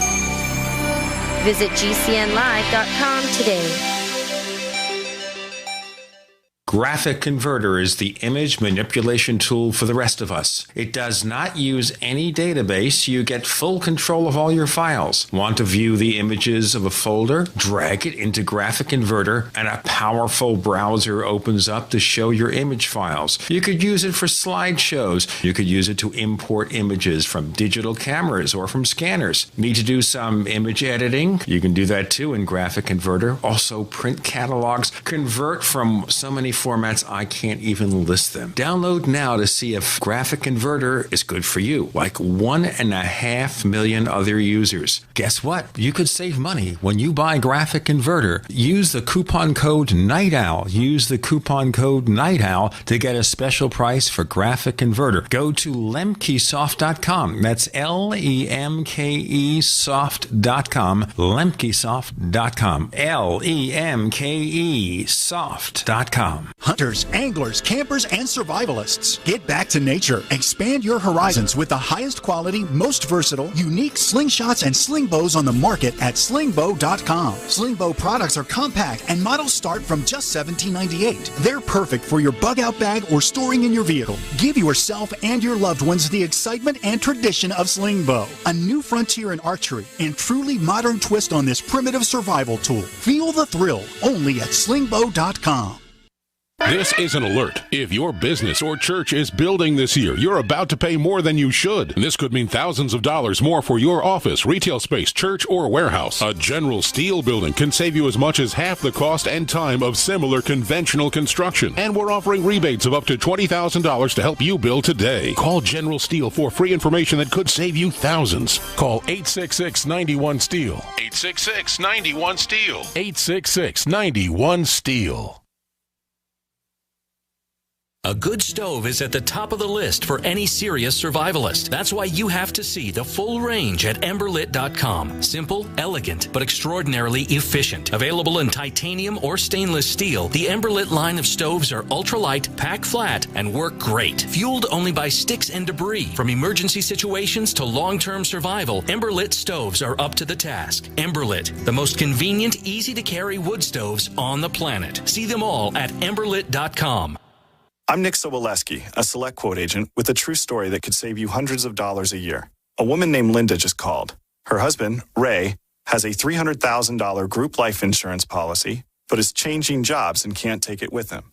Well, I impartially shopped the highly rated term life insurance companies we represent and found Ray, who is 41 and takes medication to control his cholesterol, a 10-year, $500,000 policy for under $26 a month. That's almost twice the coverage for less than half of what he had paid. If SelectQuote hasn't shopped for your life insurance, you're probably paying too much. For your free quote, call 1-800-403-4885. That's 1-800-403-4885. 1-800-403-4885. Or go to SelectQuote.com. We shop, you save. Get full details in the example policy at SelectQuote.com/commercials. Your price can vary depending on your health, issuing company, and other factors. Not available in all states. Paid non-attorney spokesperson Adam Pulaski of the Pulaski Law Firm with principal office in Houston, Texas is the attorney responsible for the content of this ad. This ad is not legal advice, and the choice of a lawyer should not be based solely upon advertisement. Services may not be available in all states. Attention Xarelto users. If you or a loved one took Xarelto and suffered a serious bleeding event, you may be entitled to financial compensation. Xarelto is a popular prescription blood thinner used to prevent blood clots and protect patients from strokes. These serious bleeding events have led to numerous cases of hospitalization and even death. Phone lines are open 24/7. Call 800-261-0937. That's 800-261-0937.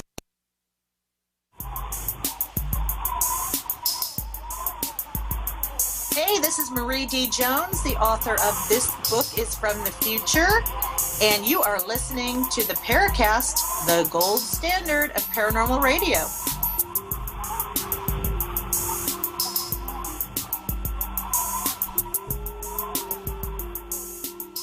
We'll have more to say about this in our second radio show after the Paracast. Now, how do you hear that show? Well, it's not streamed online at iTunes. It's only available to subscribers of the Paracast Plus.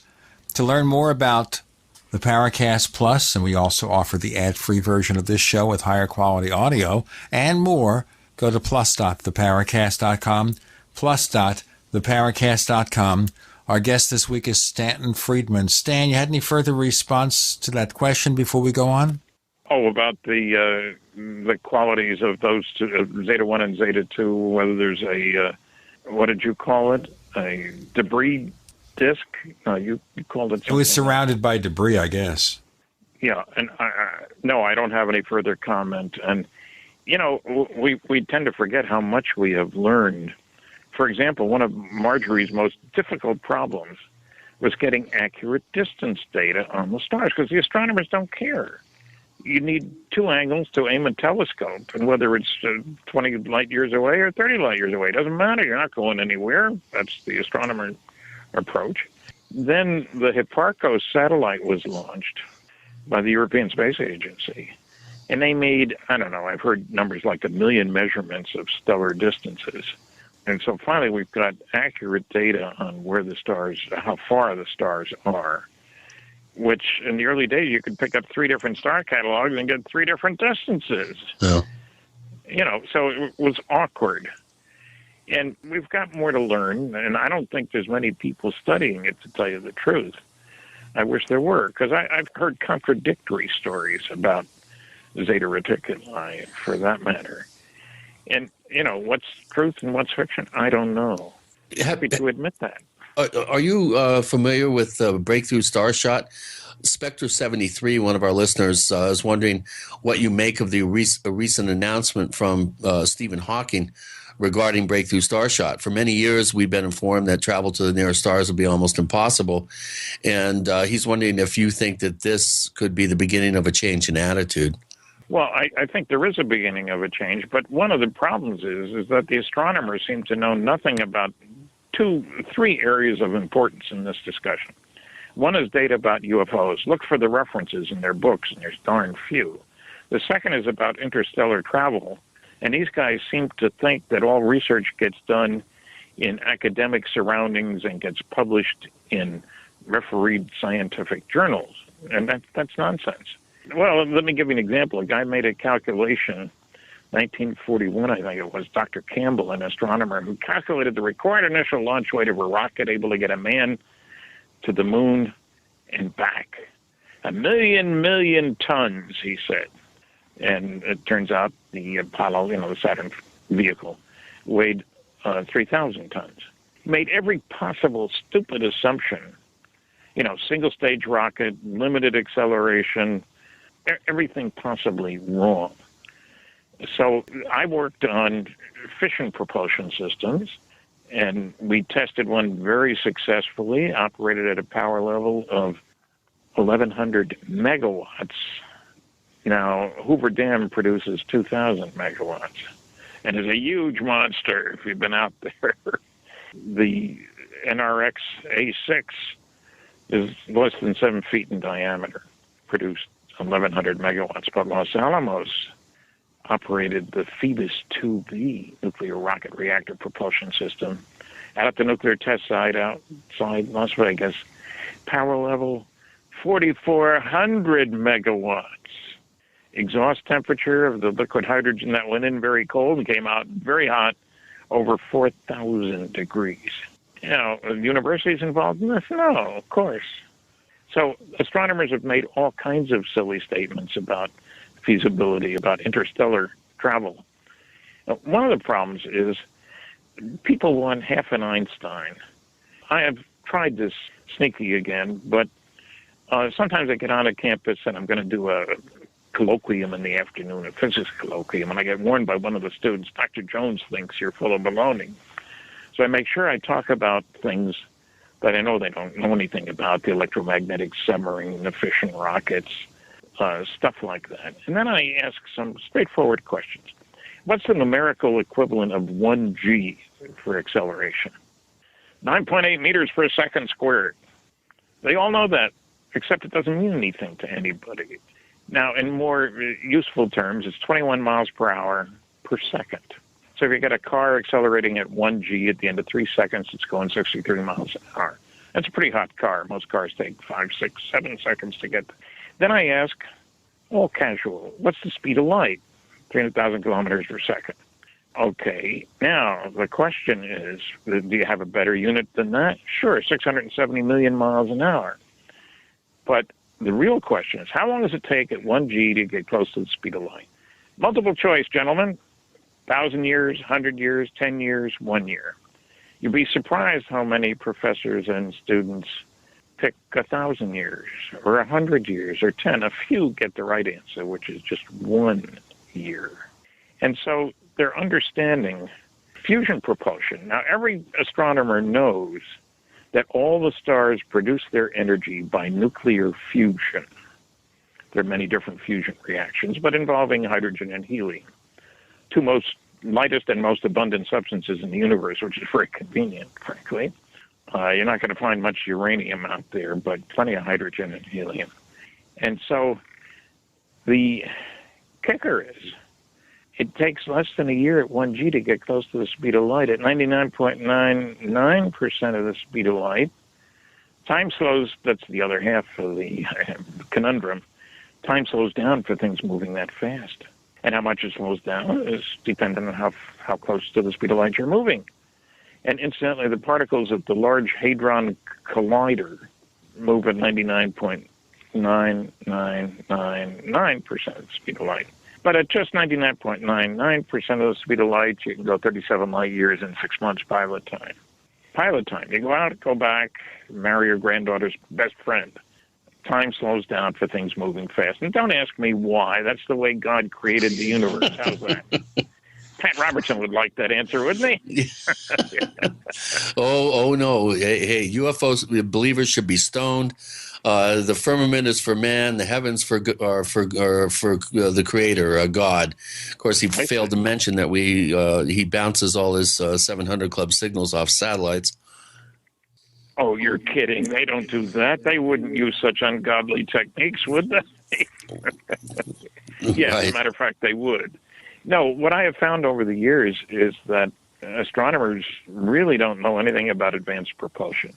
Look, I worked on a study of fusion propulsion when I was at Aerojet General Nucleonics under John Luce, an outstanding expert on fusion, back in 1962.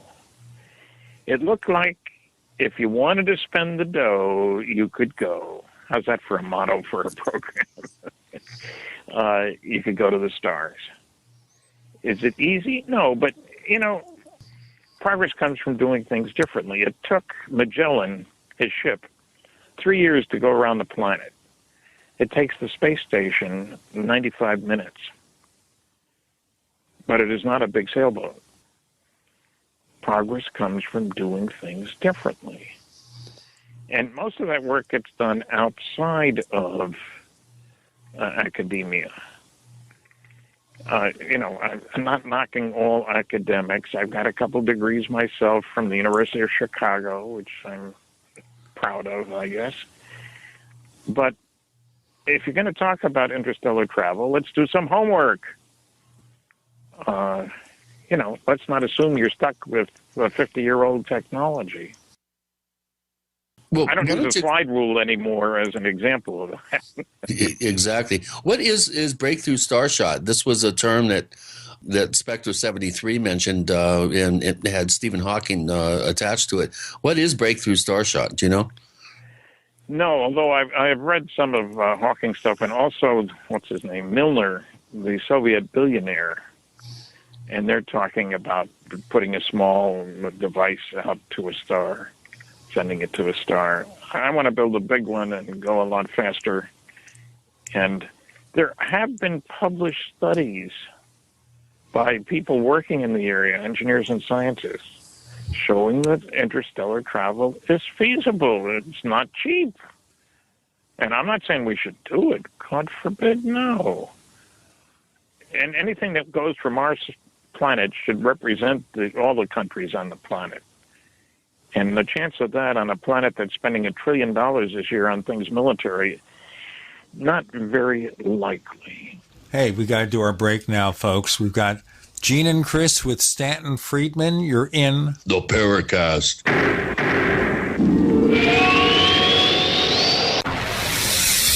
You are listening to GCN. Visit GCNlive.com today. First came Attack of the Rockoids, and it was a critically acclaimed success. And now there's The Coming of the Protectors. A former military intelligence man is contacted by a space woman in a dream that turns out to be a nightmare because evil forces on her distant planet are planning to conquer the Earth. This is gripping science fiction of the classic kind. Attack of the Rockoids and The Coming of the Protectors. Find out more at rockoids.com. That's Rockoids, ROCKOIDS.com. If you want to get your website online and you need reliable service, first-class service at the lowest possible price, there's only one place to go. Well, DreamHost has a special promotion with our show where they'll offer you unlimited disk space, unlimited bandwidth, one-click web apps such as WordPress, 24/7 support. You can save over $55. You want to know how? Go to dreamhost.com/radio, dreamhost.com/radio. We use mobile devices right against our bodies every day, but growing scientific evidence has emerged showing serious health risks associated with exposure to EMF radiation emitted from these devices. The solution is Defender Shield, the most effective mobile radiation shielding ever developed. Defender Shield blocks virtually 100% of EMF radiation from cell phones, tablets, and laptops, and starts at just $64.99. Buy now at DefenderShield.com. For 10% off, use promo code GCN. DefenderShield.com, the worldwide leader in mobile radiation shielding. This is Dan Pilla. Do you owe the IRS money you can't pay? Are tax debts crippling you? I've defended people from the IRS for over 30 years. I've helped thousands, and I can help you too. I wrote the book on IRS settlement, and I'm telling you, there's no such thing as a hopeless case. Call 800-34-NO-TAX to finally get free of IRS debt. With the IRS's new programs, there's never been a better time to solve your problem. Call 800-34-NO-TAX. That's 800-34-NO-TAX, or my website, danpilla.com.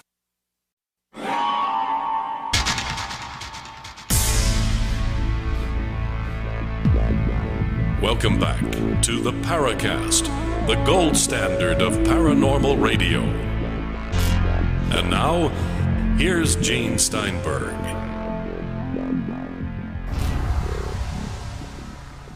On the Paracast with Gene and Chris, we have Stanton, Friedman. Chris, we got more questions from listeners on subjects other than Roswell. Can you pose a couple of questions?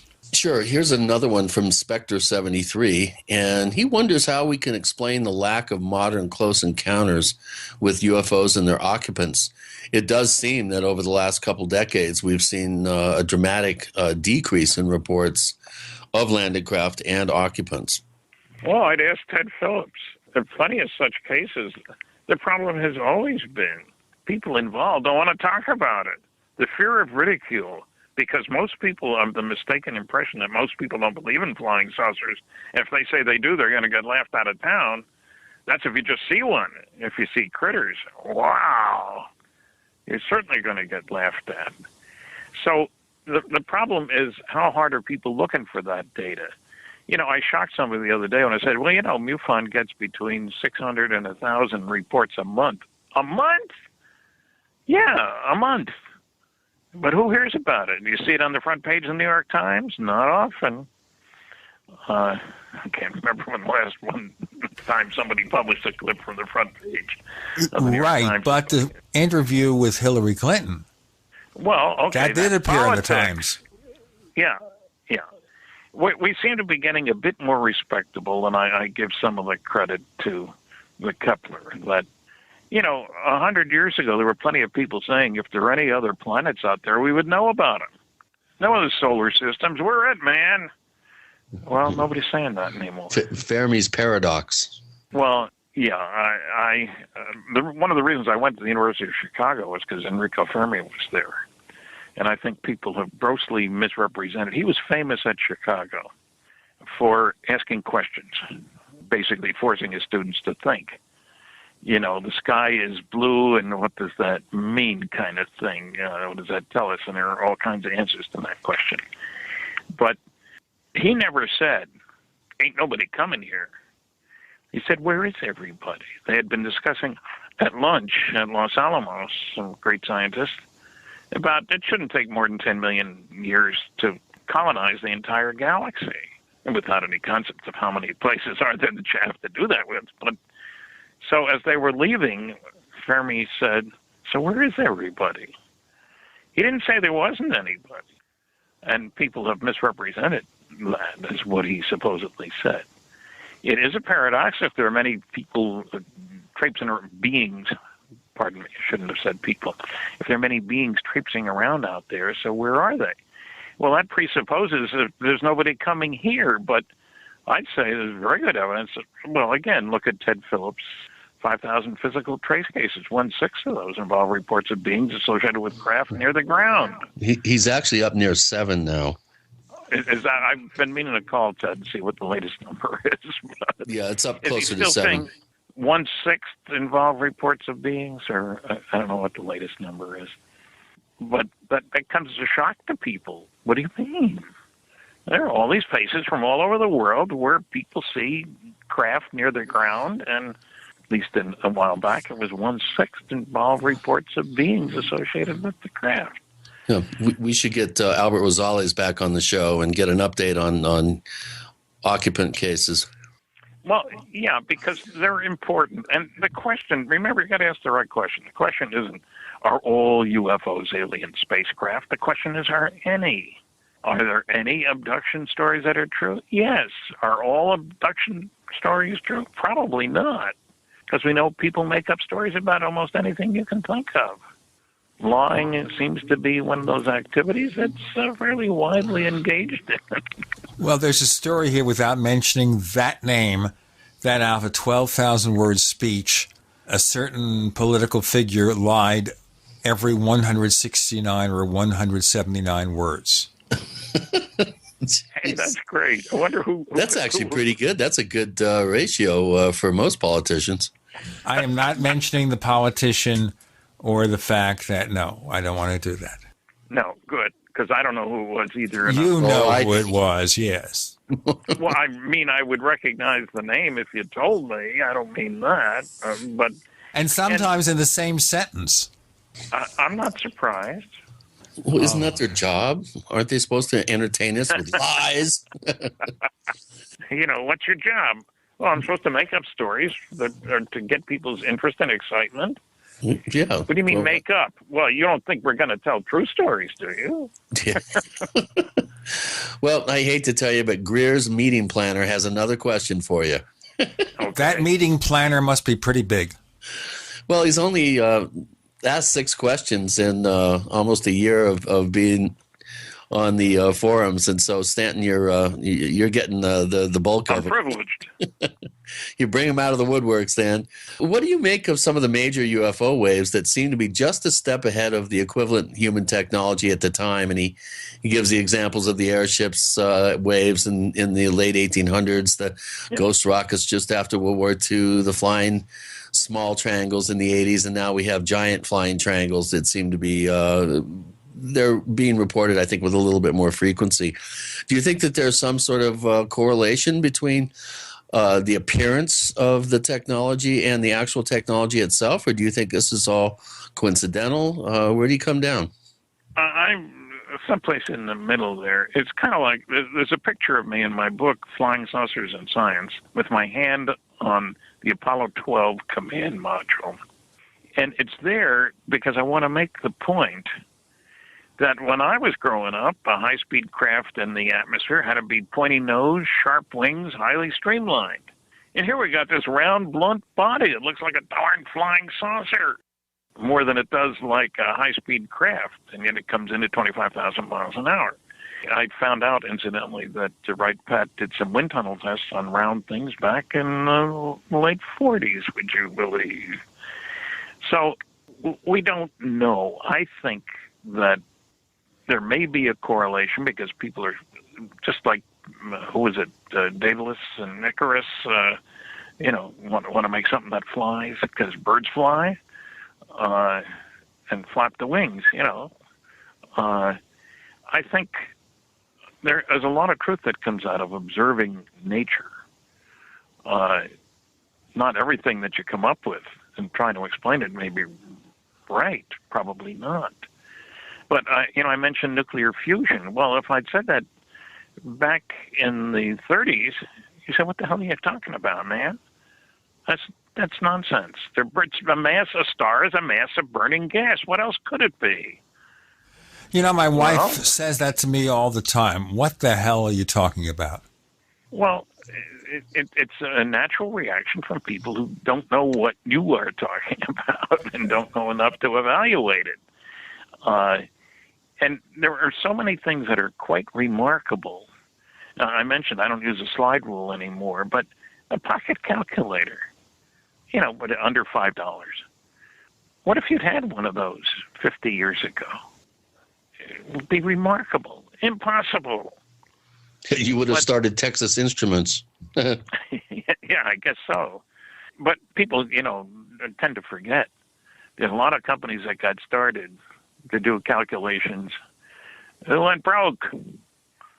Not everybody succeeds at these things. The willingness to take risks is one of the characteristics of advanced technology groups. not all of them work. It's sorry, that's the way it is. We've got plenty to learn. And that's one of the places where I differ with some of these objectors. And the ancient academics and fossilized physicists who will tell you this is impossible, that's impossible. In my book, Kathleen Martin and I wrote a book, Science Was Wrong, 14 chapters. We each did 7. Each one stimulated by some smart guy saying something stupid, like the biggest astronomer in the United States, Simon Newcomb, saying that if there was one thing he was sure of, man would never fly any distance in a vehicle. This is 2 months before the Wright brothers' first flight. Well, we should always look at the statements just made a month or two before something is invented. Maybe there's something to be hinted at there. We got a lot more to come with Gene and Chris and Stanton Friedman. You're in the Paracast. First came Attack of the Rockoids, and it was a critically acclaimed success. And now there is The Coming of the Protectors. A former military intelligence man is contacted by a space woman in a dream that turns out to be a nightmare because evil forces on her distant planet are planning to conquer the Earth. This is gripping science fiction of the classic kind. Attack of the Rockoids and The Coming of the Protectors. Find out more at rockoids.com. That's Rockoids, ROCKOIDS.com.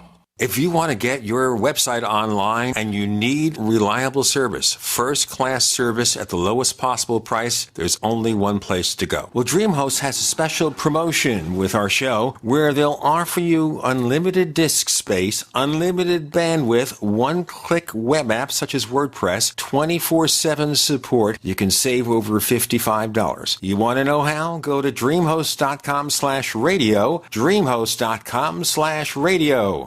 Hi, Peter Vaccaro for ParanormalDate.com. Are you looking for love in all the wrong places? Now you have a chance to change that by signing up for free at ParanormalDate.com. This incredible dating site puts people of like minds together. People who are interested in the strange, the unusual, mysteries, ghosts, UFOs, and the afterlife, and so much more. ParanormalDate.com was developed for you, people seeking a viable alternative to the other dating services. You can join for free by going to ParanormalDate.com, and if you decide you like it and want to connect with people, use the code GEORGE for a substantial discount. Mark Rawlings, president of ParanormalDate.com, says so many people hunger to share their experiences about the paranormal, the unexplainable, or the afterlife, and so much more, and this is the source for them to meet and share that common interest. So sign up for free at ParanormalDate.com, ParanormalDate.com, and use the code GEORGE if you decide to connect with someone you like.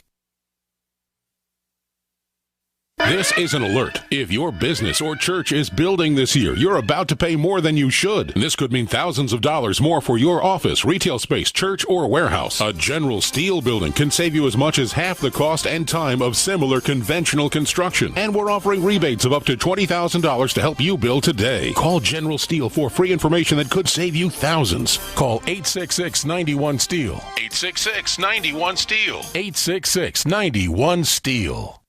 I'm Nick Soboleski, a Select Quote agent with a true story that could save you hundreds of dollars a year. A woman named Linda just called. Her husband, Ray, has a $300,000 group life insurance policy, but is changing jobs and can't take it with him.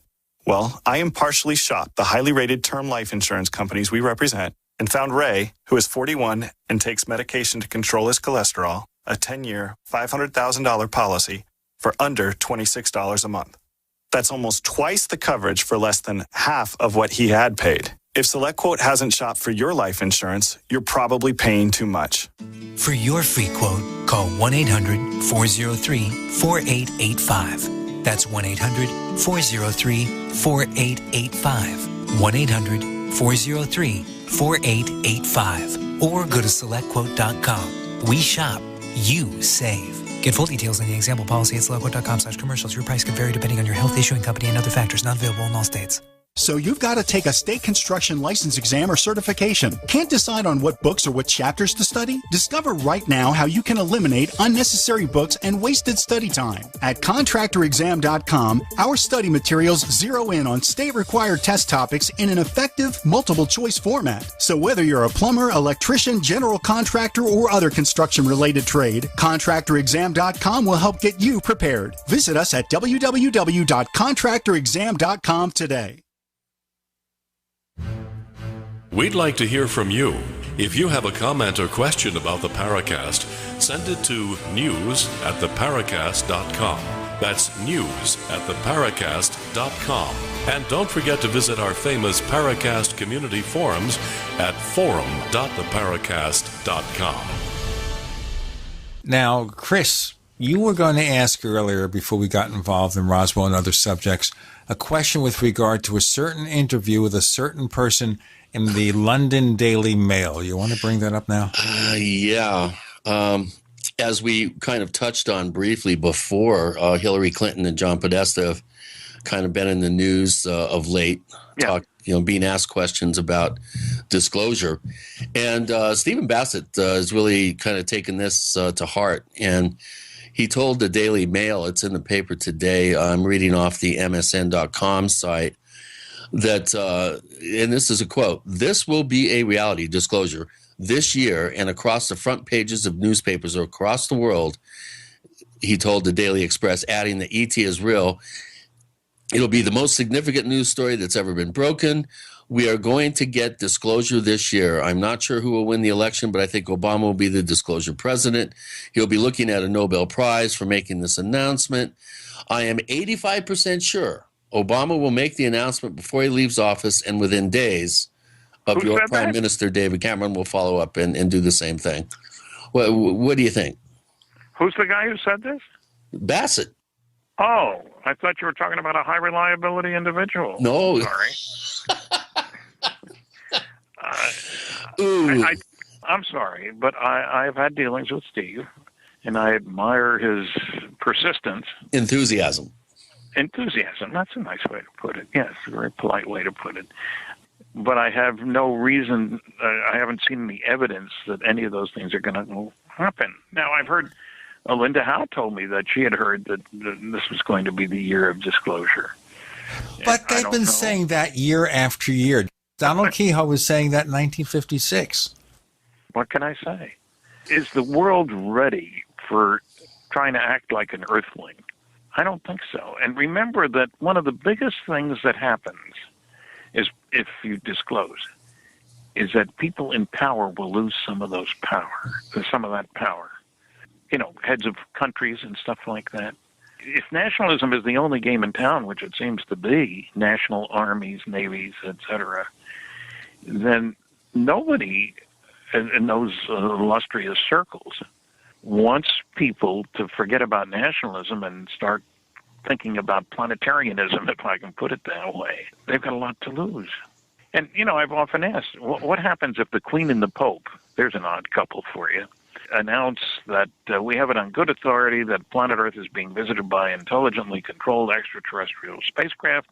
There are beings on board, and we're pleased to announce that there will be 6 international conferences considering the religious, the technological, the other aspects of this. And what will happen? Well, the stock market's going to go down because uncertainty is the enemy. Mental hospital admissions would go up, I suppose. Well, and fundamentalist suicides would go through the roof. You're right. And so none of those things are automatically good things. We don't know how to make a transition from the kind of world in which we have been living to the great detriment of mankind, I might add. When I say 50 million people were killed in World War II, I mean it. Some say 60, but I'll be conservative. Is this a sign of an advanced technology? I have trouble with that, if you want an honest opinion. Yeah, we're just petulant children in the cosmos, and we have diaper ships that are hovering around the planet, waiting to apply the appropriate technology to our primitive tribal asses. Well, we certainly do behave in primitive ways. Except up in Canada, where they're sensible people. Well, I tend to think that as somebody who's, look, I'm a dual citizen. I can complain about both governments perfectly legally, United States and Canada. Oh, that must be fun. That's going to keep you working all day long. Forget about the rest of the stuff. Right, and strip searched at the airport. Well, all I'm saying is it doesn't take much looking around, spending $1 trillion on things military in a year. How many kids died of starvation yesterday? I know, it's and the day before, and the day before that. Ludicrous. But remember, government is the problem. We have to have less of it so fewer children will be helped. Oh, that's an interesting conundrum. No, I think there are big considerations here. And, I haven't talked to Barry Downing in a long time, but he wrote his excellent book about flying saucers in the Bible. And one of Barry's complaints was he couldn't get other theologians to talk to him about it. How do you have a decent discussion about that? And some people don't want to. I just have to see here that E.T. lands and they communicate with us and they're asked about religion and they say, "What's that?"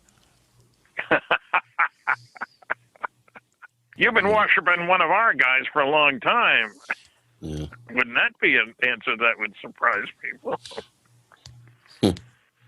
Or they could say, "Oh, you mean when we showed up a couple of thousand years ago and seeded you people?" Yeah, there are all kinds of good answers for that question. But I am concerned, what kind of a world is my great-grandson going to grow up in? Oh, that's Will a we very still be killing legitimate each concern. other? It's a sad commentary indeed. And when all these stories, you've probably had Bob Salas on the air, haven't you? Yes. Okay. So when you see things like that happen, you say, is it out of self-interest? Why do the aliens do that? Are they sending us a message? And I think they are sending us a message. Now, speaking of whether they're sending us a message or not, what are your feelings about the statements by some that the major part of the UFO mystery is long ago and far away, and the vast majority of recent sightings are easily explained away, and that maybe E.T. doesn't care about us anymore? Well, I think that it's a gross exaggeration. Look, you can go back many years, many decades, where people say, look, Phil Klass, all sightings have prosaic explanations. Donald Menzel said that. At least I can give Menzel credit for doing something for his country. Some people may be shocked when I say that, but I was very impressed when I found out that he did all kinds of classified work for government agencies, and nobody knew about it. I was totally shocked when I was looking at a letter he wrote to Jack Kennedy in the Harvard archives, saying that there's one area where I may be able to be of assistance to you with regard to they knew each other, I should say that, with regard to the National Security Agency. So he wasn't just trolling to get a little extra work, because being an astronomer at Harvard may not be the highest paying job in the world, even though it's Harvard, even though it has plenty of prestige. He did lots of consulting work for other outfits, a great deal. As a matter of fact, he said in one letter that more of his retirement income came from outside of Harvard than from Harvard. We'll get into more of these things with Stanton Friedman and Gene and Chris. You're in the Paracast.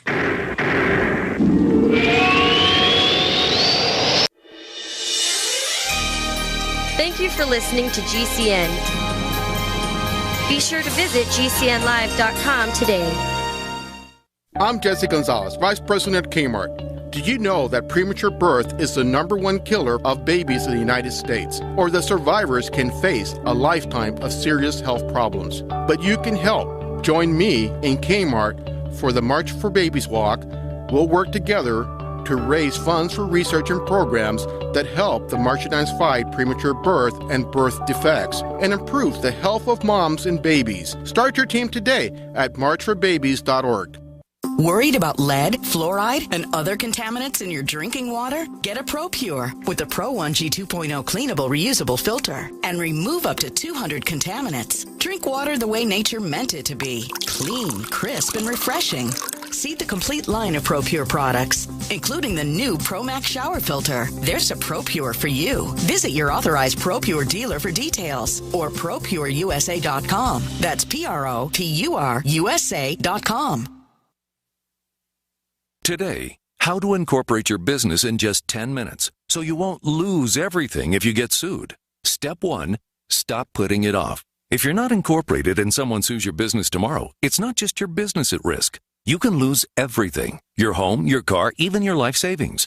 Step 2, call the following number for a free 10-minute incorporation guide from Incorporate.com. 1-800-941-5257. They don't provide legal or financial advice. They just make incorporating quick and easy. So you can incorporate or form an LLC in just 10 minutes. That number again is 1-800-941-5257.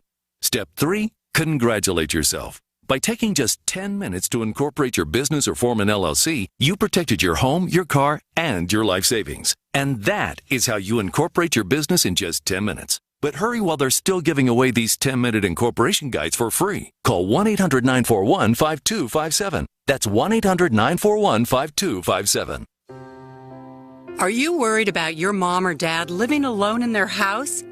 Hi, I'm Joan London. Listen, I know how difficult it is to find senior care for someone you love. That's why I recommend a free service called A Place for Mom. They are the nation's largest senior living referral service. Call A Place for Mom today. To receive free information on senior living communities in your area, call A Place for Mom at 1-800-704-6182. A Place for Mom offers free one-on-one advice from local advisors and a personalized list of senior living communities you can visit. If you have questions about senior care for your mom or dad, there's a place for answers, A Place for Mom. Call A Place for Mom in the next 10 minutes to get your free ebook on financing senior care as well as free information on senior living communities in your area. Call 1-800-704-6182. That's 1-800-704-6182. Do you have dry hands or itchy, peeling skin? Are your cracked feet in need of a makeover for sandal season? Hi, my name is Diane Cook, the creator of Bee Spa Hand and Foot Cream. Bee Spa is all natural, 16% beeswax, marigold extract, and other essential oils and nutrients. Bee Spa is great for exceptionally dry hands and feet, but Bee Spa can be used anywhere on the body. I am sure you will see a difference overnight.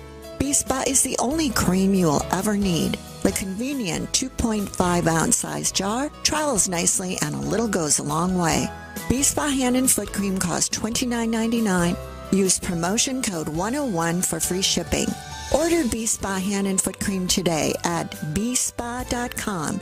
That's BEESPA.com. That's BEESPA.com.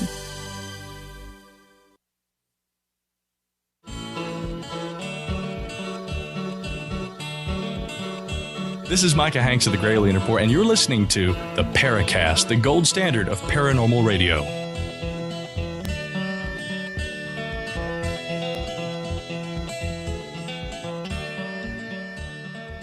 Speaking about UFO activity and how it's changed over the years, do we have the same kind of sightings now that we had before? Or is it our perception, or do we know more about what's happening out there so we can get rid of the stuff that really has a conventional explanation? What do you think? I think we do know a bit more, and there are more people who know more, maybe ex-military guys, stuff like that. And I think also we're getting more people have instrumentation, I think. Maybe I'm wrong, but I think, all those, I was going to say night binoculars, that's the wrong term, but infrared binoculars, stuff like that. Look at what's going on up there. Did you ever look through one of those? Holy cow. All kinds of stuff floating around up there or zipping around up there. I don't think the sightings have changed that much. Like I said, MUFON gets more than 500 sighting reports a month. I know from asking at the end of my lecture that 90% of the people who have a sighting don't report it. So there's a lot going on. But who pays attention? That's the question. And maybe we're seeing that in the fact that Hillary hasn't been laughed out of town for suggesting that there may be information that the government hasn't released. That's a mighty big statement, isn't it? At least I think it is. Well, Bassett sure thinks so. What? That's for sure. We live in interesting times, as somebody said, but when you have billionaires talking about sending little spacecraft out to another star, but ignoring all the information we have that somebody out there is sending stuff here, that's almost funny. One thing I worry about in terms of press coverage is the fact that there are no follow-ups and they don't do their research. So we have the Daily Mail, which of course is not necessarily the most reliable newspaper on the planet, and they're talking to Stephen Bassett, and no one says, hey, wait a minute, you've been saying this for 20 years. You're saying it's imminent and it never comes to pass. So why should we believe you now? No. Nobody says that, do they? They never ask him that question. Of course we would. Well, that's not sensational. That kind of deflates the sensational balloon. I mean, I had Stephen Greer in November 94 guarantee disclosure in 90 days. He guaranteed it. Really? Oh, yeah. Have it on tape. Wow. Yep. Well, when you talked about Greer, was your guy who asked questions? I thought for a minute. No, Greer's meeting planner. Okay. Not the same one, I assure you. That Greer is not posting messages on the Paracast. I can tell you he probably doesn't even read our forums, because if he did, he would not be very happy. No. No, you're right about that. You're right about that, I think. Look, ufology is an interesting field. How many PhD theses are being done this year related to UFOs? I don't know, but I doubt if it's a very large number. There have been dozens over the years. One of the most interesting was the one on press coverage of UFOs by Dr. Herbert Strentz. He was at Medill School of, or Medill, I don't know which, School of Journalism at Northwestern. Can you believe somebody would be willing to read 10,000 clippings about flying saucers? My goodness. Oh, my eyes are swimming just thinking about it. Well, yeah, I mean, it's and how many are reliable and all the rest. But he condemned the press for their poor job and not talking to the right people, not making an effort to get the right information, all that sort of stuff. So, but that's only one. If you're the right person, like Stephen Hawking, you can get a lot of publicity. But remember, Stephen Hawking was the one who also said that, we shouldn't let aliens know we're here, because the impact of Columbus and so forth, it wasn't good for the population in the New World. Yeah, it makes sense.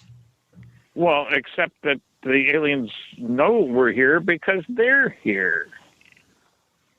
That totally ignores the consistent picture in the astronomical and fancy physics field is to ignore the evidence. Look at Dr. Tyson saying that the proof that the government can't keep secrets is how much we know about President Clinton's genitalia. Neil deGrasse Tyson, head of the Hayden Planetarium, finisher, redoer of Cosmos, the television special. What an utterly ridiculous thing to say. Does he know anything about flying saucers? Not so far as I can tell. Does he know anything about government security? Not so far as I can tell. And, I want to bring up a point that some people in ufology have said, look, Stan, there is nothing being covered up. There are no secrets out there. And I keep asking, okay, can you tell me what's on those 156 pages of NSA UFO data, where you can read one sentence per page, everything else is whited out? That's being withheld. I've got some top secret Umbra stuff. That's what that is. From the CIA, it's all blacked out. And you tell me there's nothing being withheld? And where's all that stuff? Or NRO, I should say. Well, there's NRO and NSA, and Look, the Washington Post a little over 3 years ago said that the total military intelligence budget that year was $52.6 billion, primarily NRO, NSA, CIA. $52 billion in 1 year is a lot of dough, man. At least I think it is. I mean, maybe you guys have lots of money. It doesn't seem That's a lot of paper getting pushed. You're right about that. And again, I go back to General Bollinger. And I think the answer to the question, where does all that stuff go if reports which could affect national security are not part of the Blue Book system? I'd say Majestic 12. I can hear 27 people saying, what do you mean there's no Majestic 12? Well, I would certainly agree that there are a whole bunch of phony MJ-12 documents. So what? I think there are 4 good ones. Well, let me ask you a question here. We've got all those MJ-12 documents that are false. Is that to hide the existence of the 4 you say are genuine, or what? Why the concentration on this? Well, I think that you can't stand up and say, we can't tell you what's really going on. But if you flood the market with crap, some of it's going to stick to the good stuff. And you don't need to say anything. So I once asked somebody who had worked for the CIA, surely the Air Force and AFOSI, Air Force Office of Special Investigations, must have classes in which students get asked to create phony documents. Look, a real breakthrough came through for me when I was trying to figure out whether General Wiedemeyer could possibly have anything to do with UFOs. He was a China expert. So I talked to an archivist at the Marshall Archives. Marshall was close to Wiedemeyer. And I said, can you see any reason why you would be involved in any of this? No, I can't. Why don't you read his book? Well, I hate to admit it, I didn't know he'd written a book. Wiedemeyer Reports in the late 50s. So I called the University of New Brunswick Library, which is less than 2 miles from my house. Do you have this book? They did. I went over and got it. You know, it's 5 minutes away. And then I started going through it, and I very quickly found 3 documents which had been emulated. You know, you make a few changes. You leave the handwritten stuff, okay, you Xerox that, and you retype, and you come up with a phony document. I found 3 of them in this one book. And then I went back to the same part of the library, and I found a few more in other books. So it was perfectly clear what was being done. It wasn't, you know, you didn't need an IQ of 200 to do that. So somebody got rid of MJ-12 the easy way, put out garbage. Before we get into more of that, not garbage, but good stuff. We got good stuff coming with Stanton, Friedman, and Gene and Chris. You're in the Paracast.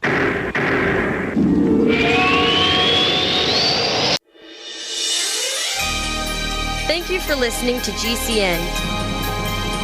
Be sure to visit GCNlive.com today.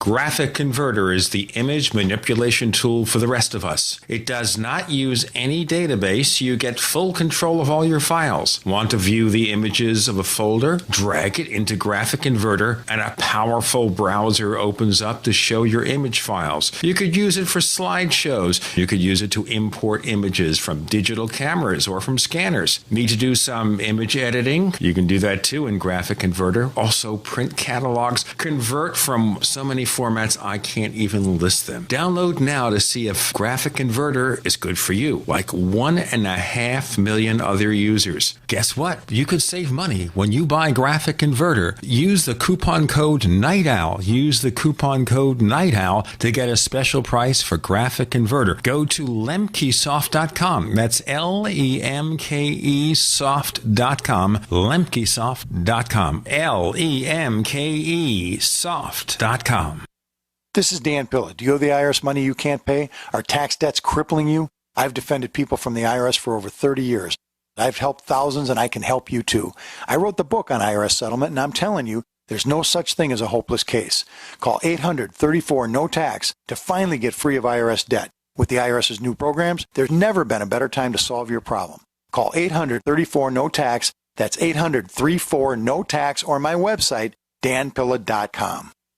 Paid non-attorney spokesperson Adam Pulaski of the Pulaski Law Firm with principal office in Houston, Texas is the attorney responsible for the content of this ad. This ad is not legal advice, and the choice of a lawyer should not be based solely upon advertisement. Services may not be available in all states. Attention Xarelto users. If you or a loved one took Xarelto and suffered a serious bleeding event, you may be entitled to financial compensation. Xarelto is a popular prescription blood thinner used to prevent blood clots and protect patients from strokes. These serious bleeding events have led to numerous cases of hospitalization and even death. Phone lines are open 24/7. Call 800-261-0937. That's 800-261-0937. Hunters, anglers, campers, and survivalists. Get back to nature. Expand your horizons with the highest quality, most versatile, unique slingshots and sling bows on the market at slingbow.com. Sling bow products are compact and models start from just $17.98. They're perfect for your bug out bag or storing in your vehicle. Give yourself and your loved ones the excitement and tradition of sling bow. A new frontier in archery and truly modern twist on this primitive survival tool. Feel the thrill only at slingbow.com. Are you tired of commuting to a job that makes someone else rich, working harder than ever, but getting nowhere? Do you hate spending hundreds of dollars every week on daycare, having someone else raise your children? With our opportunities, you can start earning money as soon as next week. You get to be the boss, work from home, and live a happier life. At Be the Boss Network, you'll find hundreds of work-from-home opportunities that you can literally start today and be earning money as soon as next week. Go to freedom106.com and start earning money as soon as next week. You get to be the boss. Get out of the rat race. Work from home. Go to freedom106.com right now and change your life today. That's freedom, the number 106.com. Go to freedom106.com and start earning money as soon as next week. You be the boss. Go to freedom106.com. A good stove is at the top of the list for any serious survivalist. That's why you have to see the full range at emberlit.com. Simple, elegant, but extraordinarily efficient. Available in titanium or stainless steel, the Emberlit line of stoves are ultralight, pack flat, and work great. Fueled only by sticks and debris. From emergency situations to long-term survival, Emberlit stoves are up to the task. Emberlit, the most convenient, easy-to-carry wood stoves on the planet. See them all at emberlit.com. Hi, this is Ted Phillips listening to the Paracast, and it's as good as it gets, believe me.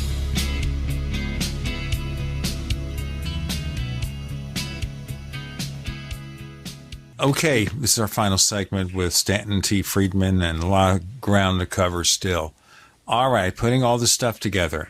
You're not as young as you used to be, and I know you still sound like you're as young as you used to be. How did you figure that out? Well, I am not as young as I used to be, and I'm kind of guessing about what's going on. However, after all these years, all this stuff we have out there, when are we going to move to that final level?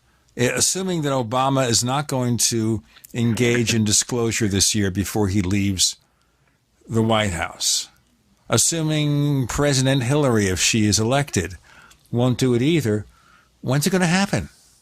Well, I think the only time it's going to happen is when some media group decides to get a Woodward and Bernstein kind of effort going.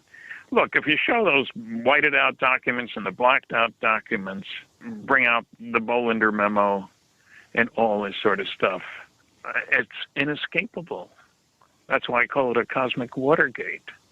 The press had courage then.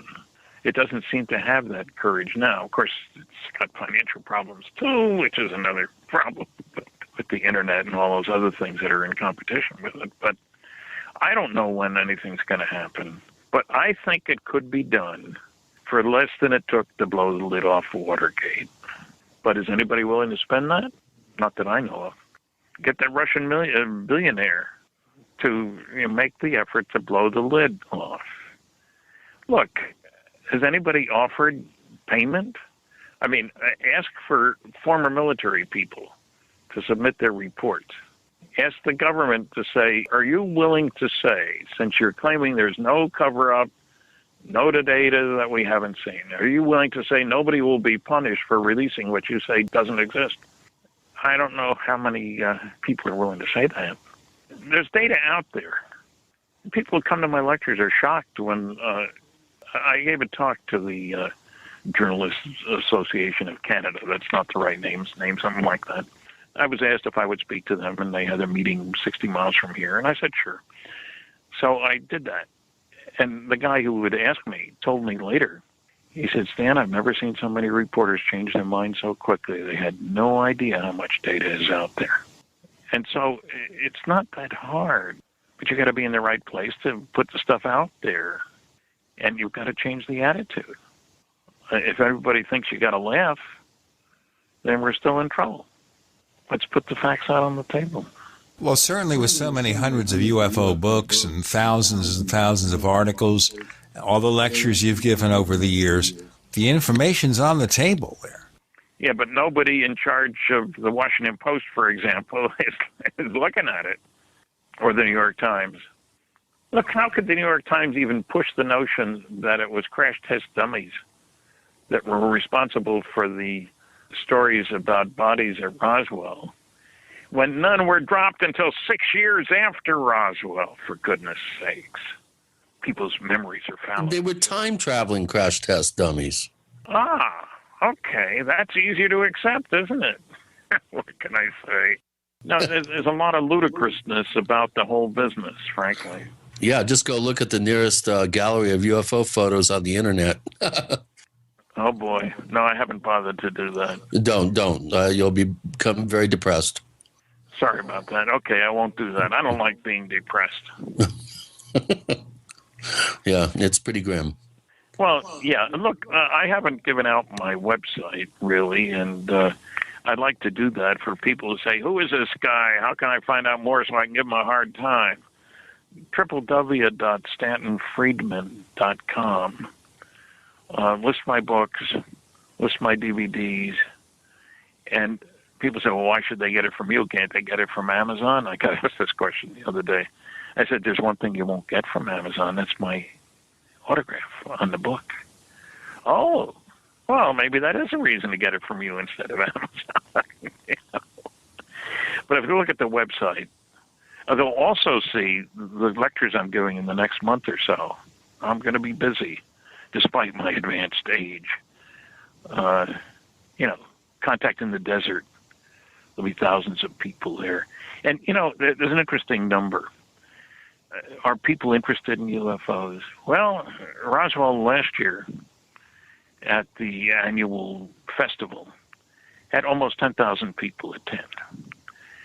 More interesting, last year at the museum in Roswell, the International UFO Museum and Research Center, 184,000 people went there. And when you figure Roswell isn't on the way to anywhere, I mean, it's 200 miles from Amarillo, 200 miles from Albuquerque, 200 miles from El Paso. But people come there, and they come there with their families. People say, why do they have costume contests? We got to have something for the kids, don't you? You expect